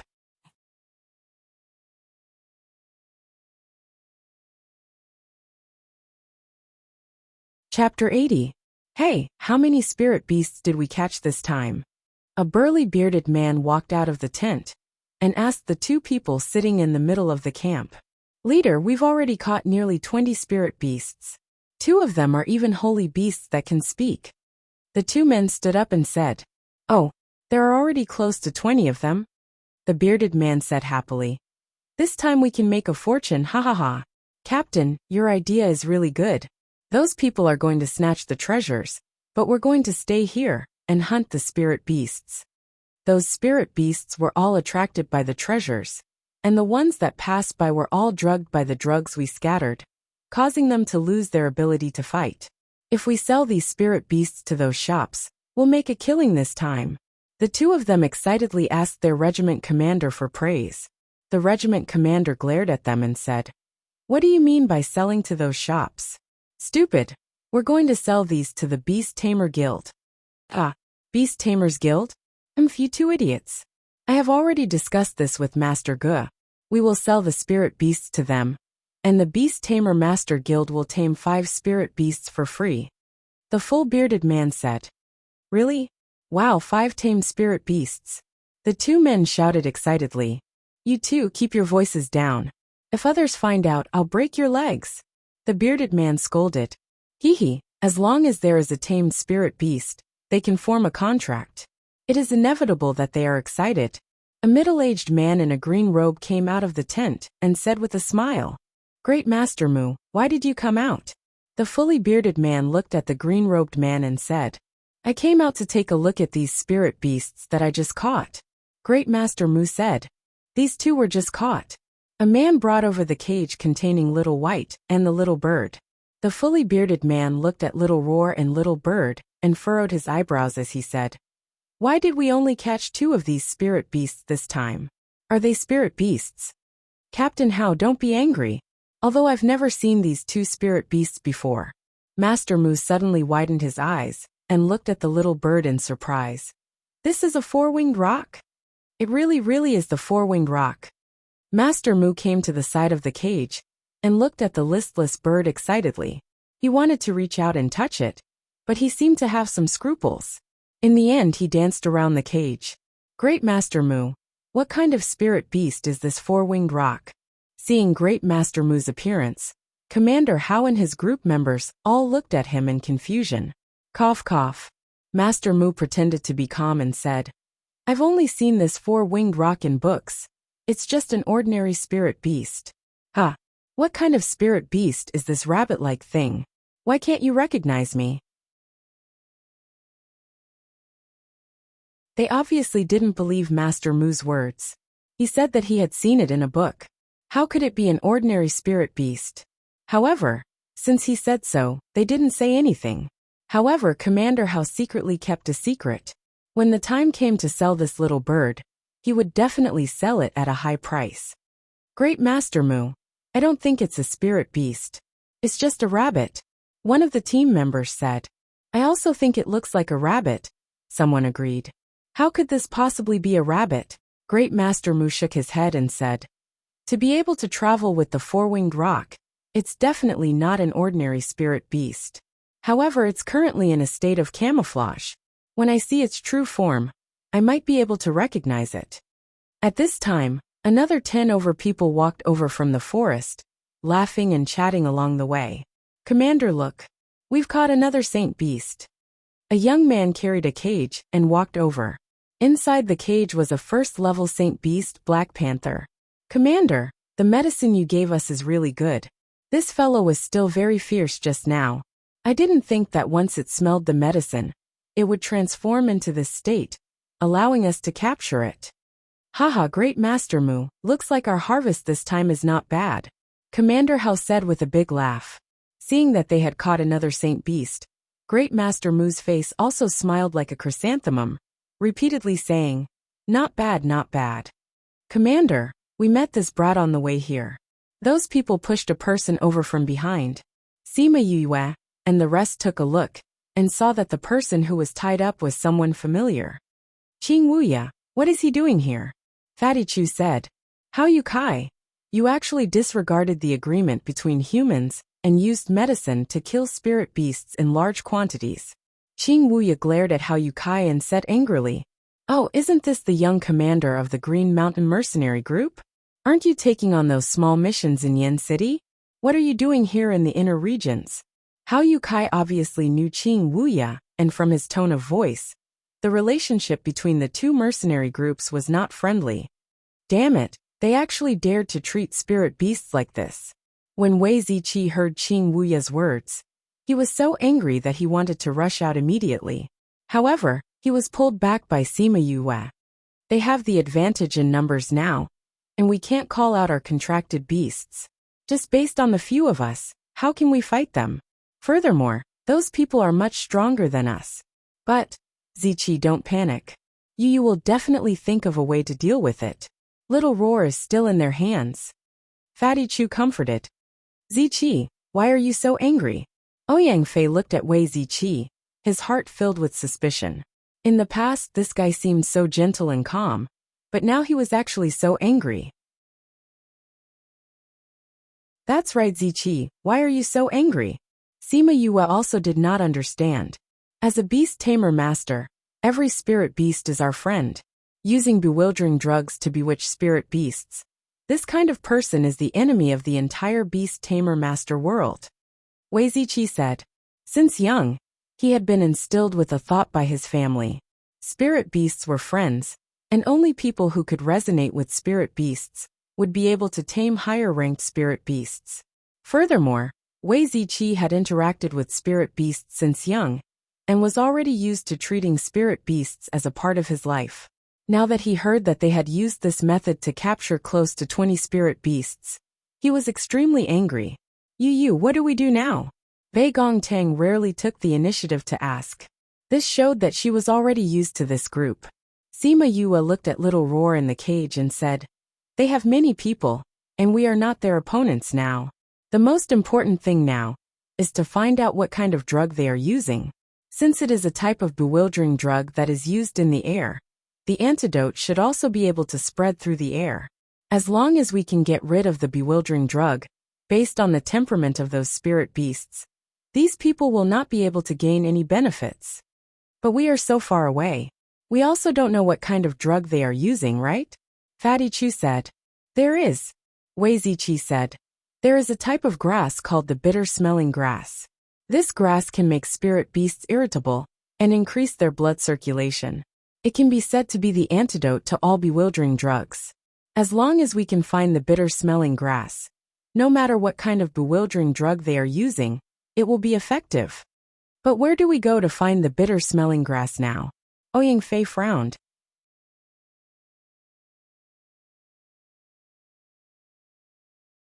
Chapter 81. Yue, how did you get sweet-smelling grass? Wei Ziqi asked in astonishment. I collected it when I was bored, Sima Yue explained. Now that we have the ambergris, what should we do? Let's burn the ambrosia grass, and the gas it emits will dissipate. At that time, the drug will naturally be neutralized. Wei Ziqi said. Will this work? Fatty Chu asked. Why don't you give it a try? Sima Yue said as she lit up the ambergris in her hand. Although the ambrosia grass had the word bitter in its name, it emitted a faint fragrance. The fragrance spread out from her hand and silently drifted towards the camp. Woo woo! The spirit beast seemed to have smelled the fragrance. Because it hadn't been drugged for a long time, the effect of the drug wasn't too strong. After smelling the fragrance of the ambrosia grass, it began to become irritable. What's wrong with this guy? Seeing the holy beast's reaction, Hao Yukai said, Muda, there shouldn't be any problem with this, right? It won't, Master Mu said with certainty. Weren't there no problems with the previous spirit beasts? Just as he finished speaking, two men hurriedly ran out from a large tent and said anxiously, Leader, there seems to be something wrong with the spirit beasts inside. It looks like the knockout powder is starting to lose its effect. How could this be? My knockout powder won't lose its effect for at least a month, Master Mu said with certainty. Haha, it must be because you guys have done too many bad things. That's why the knockout powder didn't work, Qing Wuya said with a big laugh. Bullshit. Hao Yukai slapped a palm onto Qing Wuya's face, directly sending him flying onto the ground. This fellow knows about our matters. Leaving him alive would be a disaster. Master Mu coldly looked at Qing Wuya. Master Mu is right. Come, let's send young commander off, Hao Yukai said. Yes, commander. The two of them answered and drew their swords to attack Qing Wuya. Stop. The voice that came out of nowhere caused the two people to pause in their movements. Then they felt a figure flash in front of them, and they were sent flying. Qing Wuya had originally closed his eyes and waited for death, regretting that he had come out alone. But the pain he had expected did not appear. Then, he heard two sounds of people landing on the ground. When he opened his eyes, he saw a cold figure standing in front of him. Little sister Beigong? Qing Wuya shouted in disbelief. Brother Qing, are you all right? Sima Yue and Ouyang Fei came out from their hiding place and asked Qing Wuya. Qing Wuya shook his head saying, I'm fine. Why are you guys here? I was just passing by and saw them trying to kill you, Sima Yue said. Initially, when he saw his subordinates being sent flying, he thought that they were from some big clan. Who would have thought that they were just three brats who were still wet behind their ears? You three are so young, but you actually learned how to meddle in other people's business. You can't blame others for losing your lives like this. How Yukai coldly snorted. Their matter had been exposed by Sima Yue and the other two, and he was acquainted with Qing Wuya, so he definitely couldn't let them leave today. Another three who came to court death. Great Master Mu frowned, saying, "We can't let others know about our matter. Since they came together, then let's send them on their way." His words were emotionless. In his eyes, these lives were like ants. "If you want to kill us, then we'll have to see if you have the ability to do so," Sima Yue said with an evil smile. "Haha, to deal with the three of you, what ability do we need?" How Yukai laughed loudly, saying, "Any two of us here can take care of you. I'm Akai, you guys go." "Yes, Captain." Two burly men walked out from the group, laughing coldly as they walked towards Sima Yue and the others. "Brats, if you want to blame someone, blame yourself for barging in and finding out about our plan. In this day and age, only dead people's mouths are the tightest. Imo, why are you still talking nonsense with them? Hurry up and go." How Yukai urged. Sima Yue and Ouyang Fei looked at each other and saw that Imo and Akai were approaching them. Both of them moved at the same time and ran towards them. While they were unprepared, they kicked them away. Ouyang Fei retracted his leg, not letting go of the person he kicked away, but glanced at Sima Yue from the corner of his eyes. He had been training his body, so his body was comparable to a sword master's. It was not surprising that he could kick a spirit master. What surprised him was that Sima Yue had such great strength that she could kick an adult away. It turned out that not only was she agile, but her strength was also shocking. F*CKU.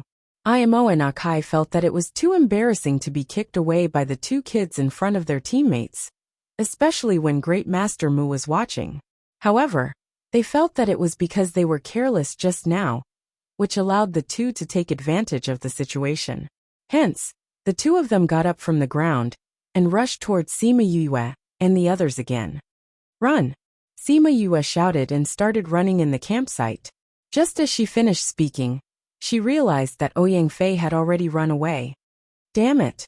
Although they had discussed this beforehand, they did not think that Ouyang Fei would move so quickly. The two of them had already surveyed the area, so they did not run far. Instead, they circled around the campsite. Imo and Akai were panting as they chased after them, but they could not catch up. "Chase them quickly, we can't let the two of them escape." Great Master Mu shouted. "Quick, chase them quickly. If you let them escape, I'll have your heads." How Yukai also threatened. Hence, a few more people joined the group to chase after them. Qing Wuya saw that everyone's attention was on Sima Yue and the others, but if they wanted to escape, they would definitely be discovered. He came to Bei Gongtang's side and said softly, "Younger sister Bei Gong, I'll attract their attention in a while. Take the chance to run quickly." "My mission is to protect you, not to run," Bei Gongtang said faintly. "Just hold on for a while longer." Qing Wuya saw that Bei Gongtang was not worried at all, and remembered that there were still two people missing. He guessed that they had some plans, so he did not rush her to leave. With a few more people chasing after them, Sima Yue and Ouyang Fei's skills were not bad, but two fists could not fight against four hands. Furthermore, there were so many people. The two of them were gradually forced together, and the people from the mercenary group formed a circle, surrounding the two of them in the middle. "Brat, where are you going to run now?" Imo did not think that they would spend so much time to surround the two of them. The two of them were like loaches. Every time they wanted to catch them, they would escape. "Run!" Sima Yue looked at the people surrounding her and shook her head, saying, "The ones who have to run now are not us, but you guys. Haha, you guys are about to meet the King of Hell, and you still dare to threaten us." Roar dash! Akai had not finished speaking when a roar came from the tent. Following that, a series of beastly roars came out, giving everyone a fright.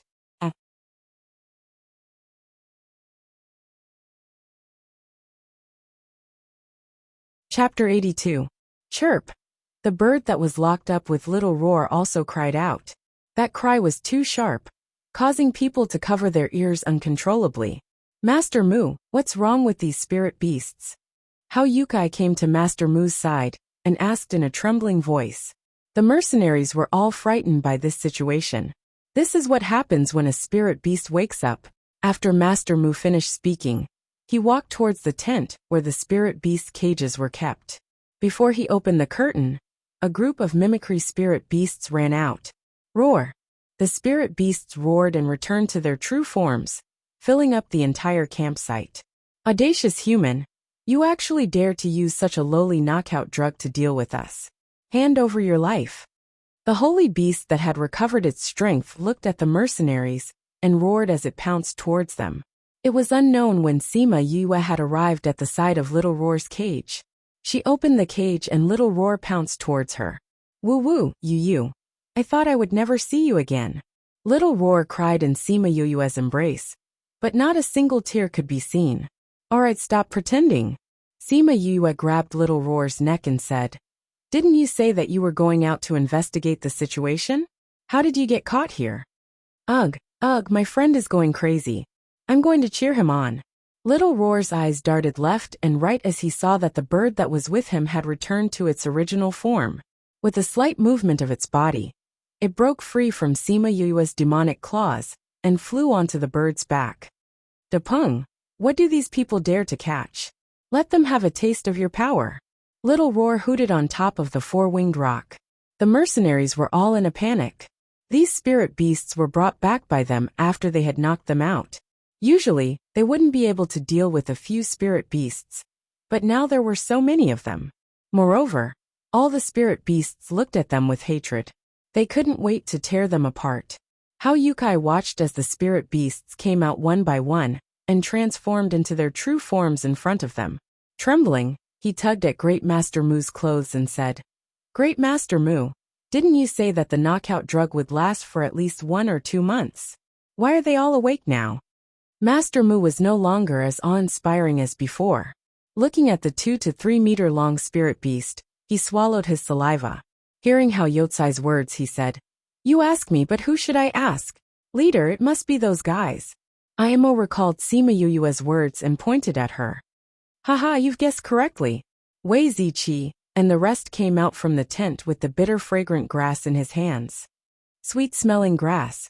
Great Master Mu immediately recognized the item in Wei Ziqi's hands. The bitter-smelling grass can neutralize all kinds of bewildering drugs. No wonder my bewildering drugs lost their effects. As a beast tamer master from the Beast Tamer Master Guild, you actually disregarded the agreement between humans and spirit beasts, and used bewildering drugs to capture spirit beasts. Wei Ziqi berated.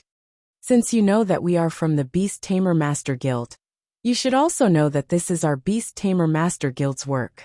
Yet you still dare to cause trouble. Hearing Wei Ziqi's words, Great Master Mu replied while sizing him up.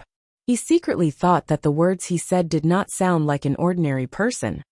Beast Tamer Master Guild? I wonder if the people from the Beast Tamer Master Guild would still be willing to be your protective umbrella if they knew of your shady dealings. I'm afraid that Wei Heng would not let you off. Wei Ziqi laughed coldly. Who are you? How do you know Wei Heng?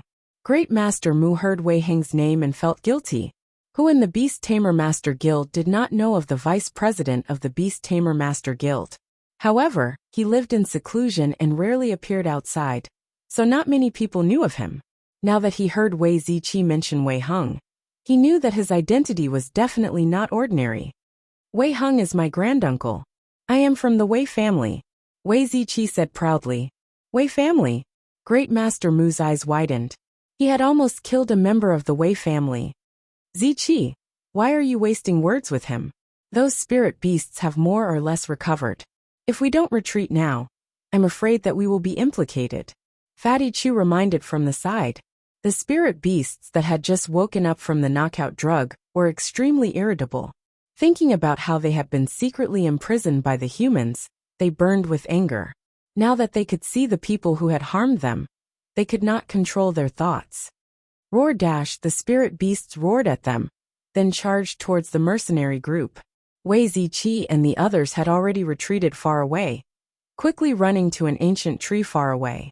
You guys actually arrived, but you didn't call us. Fatty Chu saw that Sima Yue and the other three were already sitting on a branch of a large tree and complained. We saw that you guys were chatting happily with them and did not want to disturb you.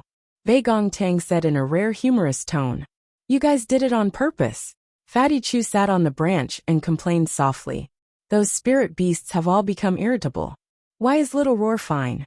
Wei Ziqi looked at Little Roar, who was jumping around on the four-winged rock, and asked suspiciously. Sima Yue shrugged her shoulders and said, I don't know about this either. SSS, these spirit beasts are really ruthless. Everyone followed her gaze and looked over. A black panther had just torn Imo into two halves, and the scene was extremely bloody. The bitter-smelling grass originally caused the spirit beasts to become irritable. Adding on to the fact that they had been tricked by the humans, their hearts were filled with hatred. Naturally, their attacks were not light. Ouyang Fei's expression did not change as he said. Sima Yue and Bei Gongtang did not have much of a reaction to this scene. These people had previously said that they would kill them to silence them, and had even violated the agreement. Now that they had ended up like this, they could only blame themselves. Fatty Chu and Wei Ziqi had never seen such a bloody scene before. Seeing the fresh blood splattered all over the ground, they subconsciously turned their heads. Although the mercenary group had more than 30 people, compared to the 20 spirit beasts, their battle strength was relatively weak. Very quickly, those people were all killed by the spirit beasts. Those lower-ranked spirit beasts began to kill each other after killing the people. Little Roar! Sima Yue suddenly called out. Little Roar looked at her and cleared his throat. He suddenly raised his head and roared. Roar dash! It was strange to say that the spirit beasts that had been extremely violent and ready to fight suddenly quietened down. They crawled on the ground and did not look like they did before. Sima Yue jumped down from the tree branch and walked straight towards Little Roar and the others, leaving a few people staring at her with their mouths agape. Brother Sima, what kind of spirit beast is that? Qing Wu asked blankly. We've never seen its original form. Fatty Chu said. However, even if we saw it, we might not be able to recognize it. To be able to make a group of spirit beasts submit, this is not something that an ordinary spirit beast can do. Wei Ziqi shook his head and said, in any case, it's a very awesome spirit beast, Fatty Chu said with a face full of pride, looking as if Little Roar was his contracted spirit beast. Shameless, Ouyang Fei walked past Fatty Chu and could not help but roll his eyes at him. Sima Yue arrived at the campsite from before. The corpses were strewn all over the place. She looked at Little Roar, the four-winged rock below, and realized that its eyes were still scarlet red.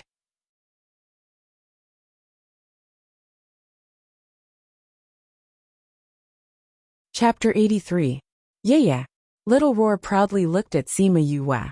Compared to the four-winged rock's huge body, it was like comparing a mouse to an elephant.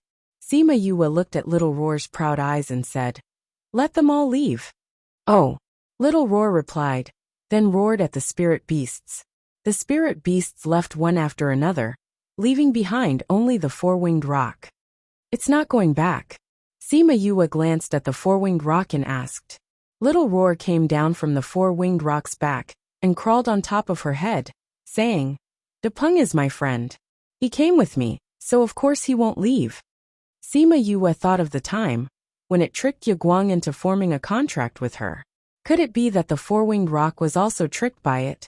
Feeling her suspicion towards him, Little Roar said in his heart, when have I ever tricked others? Both Yaguang and Depeng willingly followed me, okay? Don't think of me as someone who is full of evil tricks like you. Hearing Little Roar saying that she was full of evil tricks, Sima Yue pulled Little Roar down from her head. Before she could reprimand him, she saw the four-winged rock transform into its mimicry form and fly towards her. It landed on her shoulder and closed its eyes, falling asleep. Sima Yue tossed Little Roar aside when she felt Little Chick fall from her shoulder and reached out to catch Little Chick. You're biased. Little Roar roared. Sima Yue rolled her eyes at him, then looked at the bird in her palm and said, why did it faint? Wei Ziqi walked over and said, maybe it's because of the drug just now. Qing Wuya cupped his fists towards them and said, Wuya thanks all of you for saving my life today. If there's anything you need Wuya to do in the future, feel free to ask. Wuya will not hesitate to die 10,000 deaths. Big Brother Qing's words are too serious. Wei Ziqi raised both his hands and said, however, why is Big Brother Qing still in the Puluo mountain range? I'll tell you about this later. Let's leave this place first. Qing Wuya said. These mercenaries had been roaming the Puluo mountain range for many years, so they naturally knew that the smell of blood would attract other spirit beasts. The 5 of them quickly left the campsite. As Qing Wuya walked, he explained why he was here. It turned out that their previous mission was completed within 10 days of entering the mountain. Later on, their mercenary group received a second mission, which was to bring people from a large family to the inner region. Originally, they were also unwilling. After all, the inner region was really too dangerous. But that clan member said that during this period of time, Puluo mountain range would be safe, because all the spirit beasts would be attracted by the treasures. In addition to the generous rewards they offered, Qing Wuya's father agreed. However, he only brought along 2 of the stronger members of the group. Qing Wuya, on the other hand, insisted on coming along to take a look at the inner area. After he finished talking about himself, Qing Wuya said, why are you guys still in this mountain? Furthermore, he had even come to the inner region. Although it is relatively safe now, it is not absolute. We only came along to join in the fun, Wei Ziqi said. Just now, looking at Big Brother Qing's appearance, you seem to know the people from the mercenary group. Yeah, that's the Black Bear mercenary group that has been opposing our Green Mountain mercenary group for many years. Although their group leader Hao Yukai's strength is not bad, his character is not good. He often leads his group members to steal other people's business and has done many bad things. I never thought that they would actually collude with the Beast Tamer Master Guild to do such a thing. Qing Wuya said. Do you know that great Master Mu? Wei Ziqi asked. I do. He is a Beast Tamer Master from Yen City's Beast Tamer Master Guild. I heard that his character is not that great. Otherwise, he would not be able to do such a thing. I think that he alone would not be able to do such a thing. For him to dare to do such a thing, it must be because the mercenary guild is supporting him from behind, or it could be said that the guild incited him to do so. Wei Ziqi said, when I return, I will definitely tell this matter to my granduncle. When Qing Wuya heard Wei Ziqi's words, he immediately understood his identity. Before this, he had only guessed that his identity was not ordinary. He never thought that he would actually be someone from a Beast Tamer Master clan. They walked towards the mountain where the golden snake fruit was. After a day they arrived at the campsite. Qing Wuya invited them to set up camp together. But Sima Yue politely rejected him. If they were together with others, it would be inconvenient for them to take action at that time. Qing Wuya was originally very worried about them, but seeing that they were really unwilling, he did not force them. He only told them to look for him directly if they encountered any problems. Sima Yue and the others agreed before Qing Wuya left. Seeing that there were many more people and spirit beasts in the mountain valley, Fatty Chu hugged Sima Yue's shoulder and said, Yue, there are many people who have come these 2 days. Seeing that the mountain was filled with people and spirit beasts, Sima Yue and Bei Gong Tang's eyes were filled with an unknown seriousness. There's still 1 more day and night before the golden snake fruit ripens. Let's rest nearby first, Sima Yue suggested. The few of them found a more secluded spot where they could see the situation below. Because this place was too small, although it was more secluded, no one came to occupy it. While they were waiting for the golden snake fruit to ripen, Sima Yue used the excuse of going to the toilet to avoid Wei Ziqi and the others. She looked around and saw that there was no one around. She called Little Roar out and stared at him as she asked, What's up with this 4-winged rock? Little Rock. Little Roar shrunk his neck and said, I saw that you wanted to snatch the golden snake fruit. This little rock can fly. When you snatch the golden snake fruit, he can fly us away. So you tricked him into coming over? Sima Yue said. Aya. You, this spirit beast is willing to follow you. This is a good thing. Little Roar said. Of course I like spirit beasts. the more the better. But if you tricked him, what if he comes back to his senses and comes to settle the score with us? Sima Yue stretched out a hand and poked Little Roar's head. This four-winged rock's rank isn't low, right? When he goes berserk, will you be able to defeat him? With Big Brother Crimson Flame here, which spirit beast would dare to act rashly in front of you? Little Roar muttered softly. What did you say? Sima Yue grabbed Little Roar and asked. Nothing much. Little Roar remembered that Crimson Flame told him not to talk about him, and hurriedly denied it. He changed the topic and said, Anyway, Little Rock won't hurt you. You can relax. But my contract is already full. I can't contract him anymore. Sima Yue said. No problem. You can let him stay at Little Spirit's place. When you can contract him, you can keep him. Little Roar said unconcernedly. Although he is only a 9th level Saint Beast, he has the blood of the ancient Great Rock. Once his blood awakens, he can be considered a pretty good spirit beast. When Sima Yue heard Little Roar's words, the corner of her mouth twitched.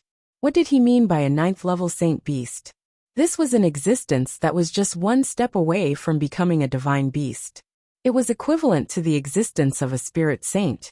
If it were to fight with Sima Lai, who knows who would win or lose? How did it become a cabbage in his mouth?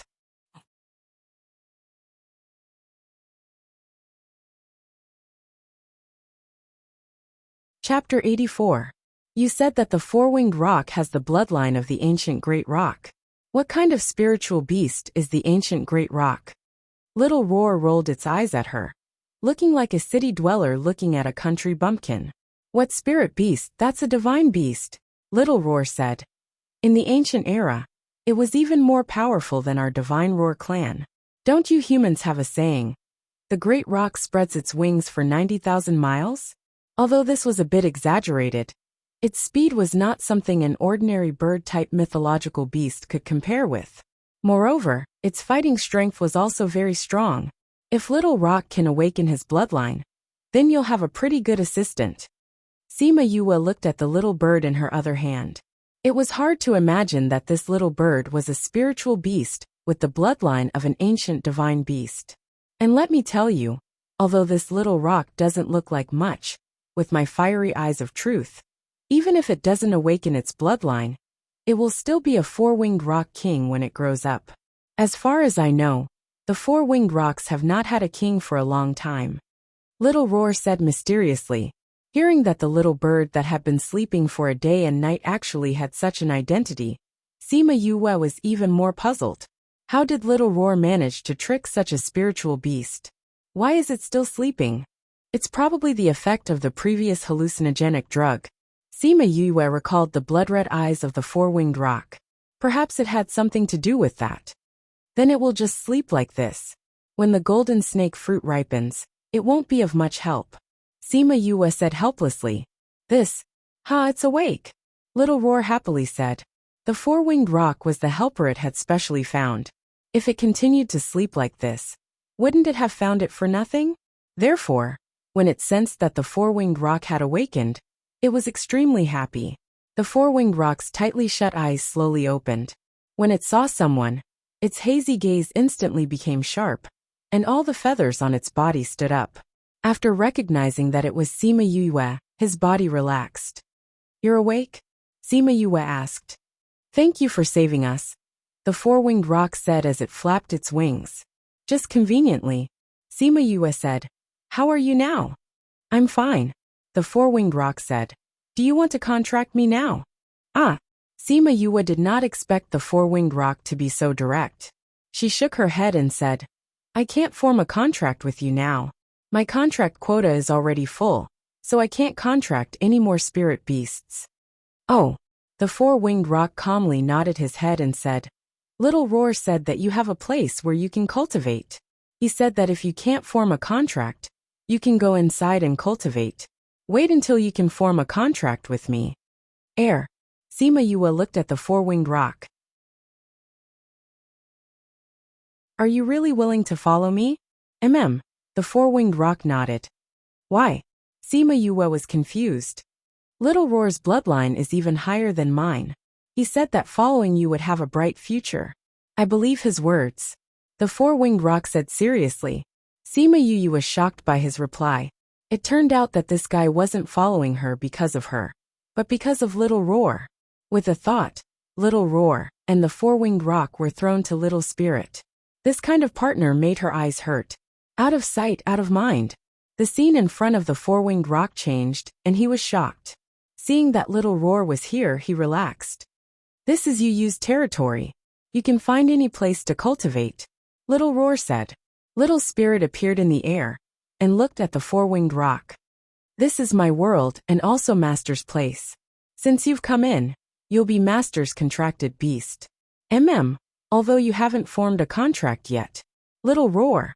Master wants you to bring Little Rock around and take care of him. After he finished speaking, he disappeared, leaving behind the four-winged rock, who was still in shock.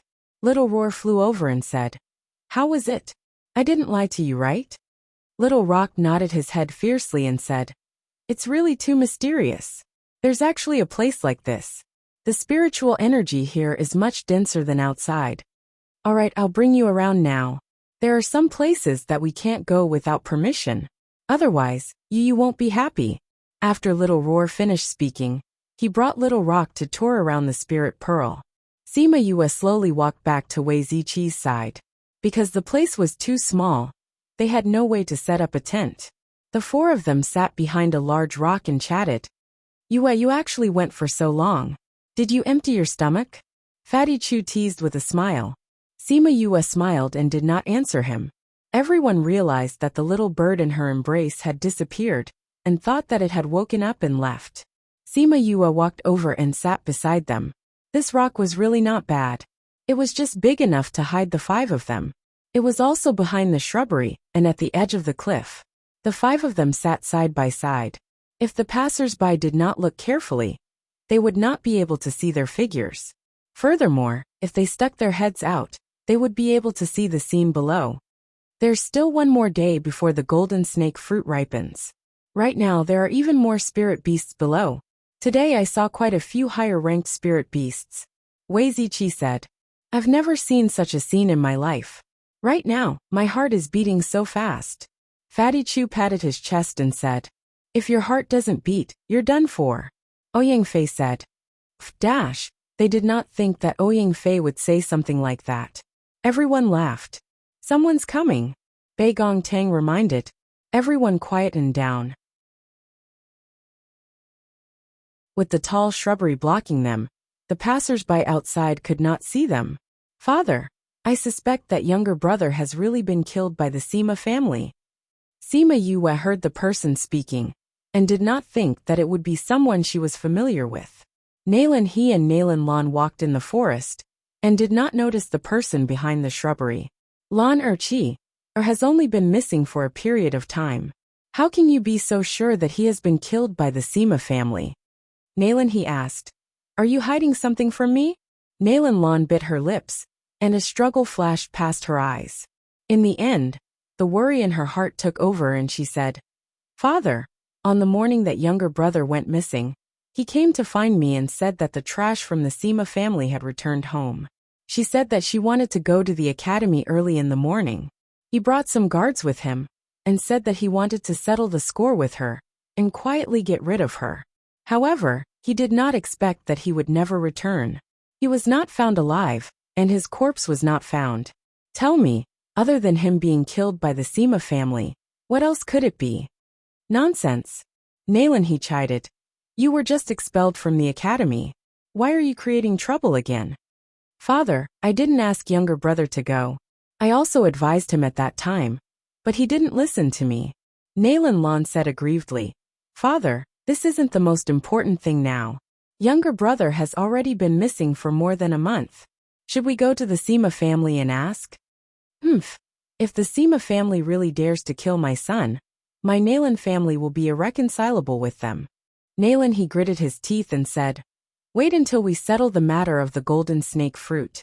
When we go back, we will go to the Sima family. The two of them walked far away as they talked. Sima Yue and the other four finally heaved a long sigh of relief. Sima Yue thought about how they said that they would go back and find trouble with the Sima family. She lifted her head and saw that everyone was looking at her.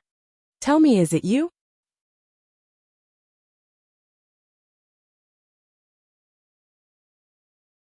Chapter 85. Sima Yue touched her nose and said something that even she did not believe. Cough, cough. "I'm such a pure person. Why would I do such a thing?" When Little Roar and the others heard Sima Yue's words in the spirit pearl, they all rolled their eyes. Wei Ziqi and the rest looked at her as if she was deceiving herself. If they did not know her strength, they would have believed her. But after this trip to the Puluo mountain range, they knew that she was not weaker than them, and was even more powerful than them. Her words were not able to convince herself, let alone deceive them. It doesn't matter if you did it or not. Based on what Nalan Lan and the others said, they are going back to find trouble with the Sima family. Fatty Chu said worriedly. He didn't care about the matters between the Sima family and the Nalan family before. But now he treated Sima Yue as his brother, so he naturally treated her matters as his own. Last time when you caused Nalan Lan to be expelled, the Nalan clan has been harboring a grudge against you. I heard that in the past few months, they have been suppressing your family. If it wasn't for the fact that General Sima has military power, they would have already taken action. Wei Ziqi said. Although that Nalan Chi was somewhat ignorant and incompetent, he was indeed Nalan He's treasure. If they knew that he had been killed by you, I'm sure they would take even more drastic measures. With regards to Wei Ziqi saying that she had killed Nalan Chi, she did not deny it. She had also thought of their worries. Since he said that he's going to cause trouble for Grandpa, we might as well nip the problem in the bud. Hearing Sima Yue's calm words, the few of them were shocked. TSK, you just said that you're a pure person, but now you're saying these words so casually. Fatty Chu tore down her stage. Sima Yue glanced at him and said, Purity depends on the person. A dragon had a reverse scale. Touching it would make it angry. If anyone dares to touch my family, I, Sima Yue, will not let them off easily. The four of them were moved by Sima Yue's words. Every dragon had a reverse scale, and it was the same for them. Roar! An angry roar came from the opposite valley, startling the people who were waiting for the golden snake fruit to ripen. What happened? I don't know. Why is this divine beast suddenly angry? It seems like someone is approaching the golden snake fruit. It's a spirit beast. Heavens, it's a level 9 holy beast. They're fighting. Sima Yue and the rest stood up and crouched on the rocks to look into the valley. Indeed, they saw two spirit beasts fighting. The battle even affected the nearby spirit beasts, forcing them to retreat quite a distance. That saint beast is really powerful, to actually be able to fight against a divine beast. Fatty Chu clicked his tongue as he watched the battle below. That's because its blood meridians are slightly higher than that spirit beast's. Wei Ziqi said, the blood meridians of spirit beasts can to a certain extent eliminate some of the pressure from the ranks. However, whether we can win or not still depends on our own strength. That spirit beast hit its strength. The saint beast is going to lose, Bei Gongtang said. The others did not know how Bei Gongtang knew, but not long after she finished speaking, that saint beast was beaten to the ground. It breathed in very little and breathed out very much. That full ape is actually a level 2 divine beast. The surrounding people were all shocked by the spirit beast's final display of strength. At the same time, they were also at a loss. General, I never thought that full ape would actually be a level 2 divine beast. Like this, the difficulty of obtaining the golden snake fruit has greatly increased. A guard behind Sima Lai said. Originally, a level 1 divine beast and a level 2 spirit saint were about the same in strength. With the help of others, it was not impossible for Sima Lai to obtain the golden snake fruit. However, now that this full ape had advanced to a level 2 divine beast, its battle prowess was comparable to a level 4 spirit saint. Calculating it, it was 2 levels higher than him. If he wanted to win against it, the hope became very slim. This golden snake fruit is admittedly very attractive, but this macaque actually advanced in rank. Passed down the order to act according to the situation. Don't fight recklessly. Sima Lai looked at the Nalan family's camp not too far away. Over there, Nalan he was talking with his followers. It seemed that they were also talking about what had just happened. The large rock that Sima Yue and the others were hiding in was not too far away from the Sima family's camp. Hearing Sima Lai's words, her anxious heart finally relaxed. She was afraid that Sima Lai would become muddle-headed over the matter of this treasure and insist on fighting recklessly to obtain the golden snake fruit with the full ape. Now that she knew that he did not think this way, she was relieved. However, she did not think that their coveting of the golden snake fruit would be seen by others as overestimating their own capabilities. Night slowly descended. Tonight's moon was exceptionally bright, like a jade plate hanging high in the sky. The silver splendor sprinkled down on the valley. Perhaps it was because they felt that the golden snake fruit was about to ripen. The spirit beasts in the valley and the people on the mountain did not rest. Everyone was nervously paying attention to the situation of the golden snake fruit. Sima Yue stared fixedly at the golden snake fruit tree. Because she understood it a little more than others, her focus was different. Most people would only see the golden snake fruit absorbing the moonlight. The fruit that had not completely turned golden was slowly ripening. However, she placed her gaze on the golden snake fruit tree. The golden snake fruit tree emitted a faint white light, as if it was draped with a thin layer of silver gauze. Under the cover of the moonlight, if one did not look carefully, they would not be able to see it. Is that the gas that recovers the spirit? Sima Yue saw the full ape sitting beside the golden snake fruit, trying its best to absorb the qi emitted by the golden snake fruit.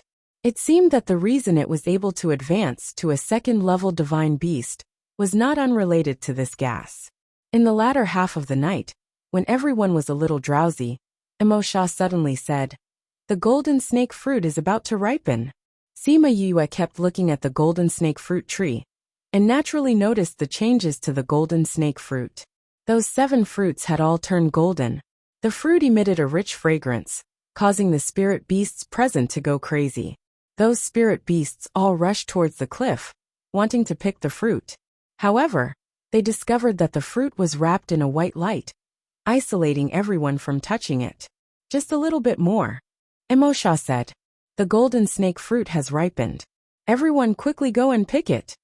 It was unknown who shouted from the top of the mountain, but the crowd was immediately captivated by the golden snake fruit. They did not care about the group of spirit beasts below, and directly flew towards the golden snake fruit. When a spirit master reached the level of a spirit king, they would be able to fly in the air. It seemed that these people were all experts of the spirit king level and above.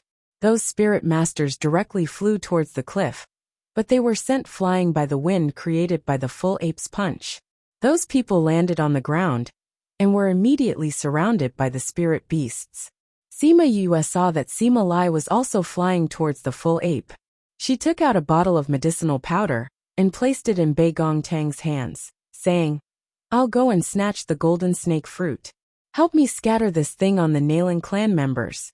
If I can snatch the golden snake fruit, I'll definitely give you a share." You're tuning in to the Li Mei's Sword of Destiny YouTube channel. We're so grateful for your support, and don't forget to subscribe to join us on this incredible journey through captivating stories. Your generosity through donations truly makes a world of difference, as it's the primary source of revenue that allows me to expand and enhance this channel for you.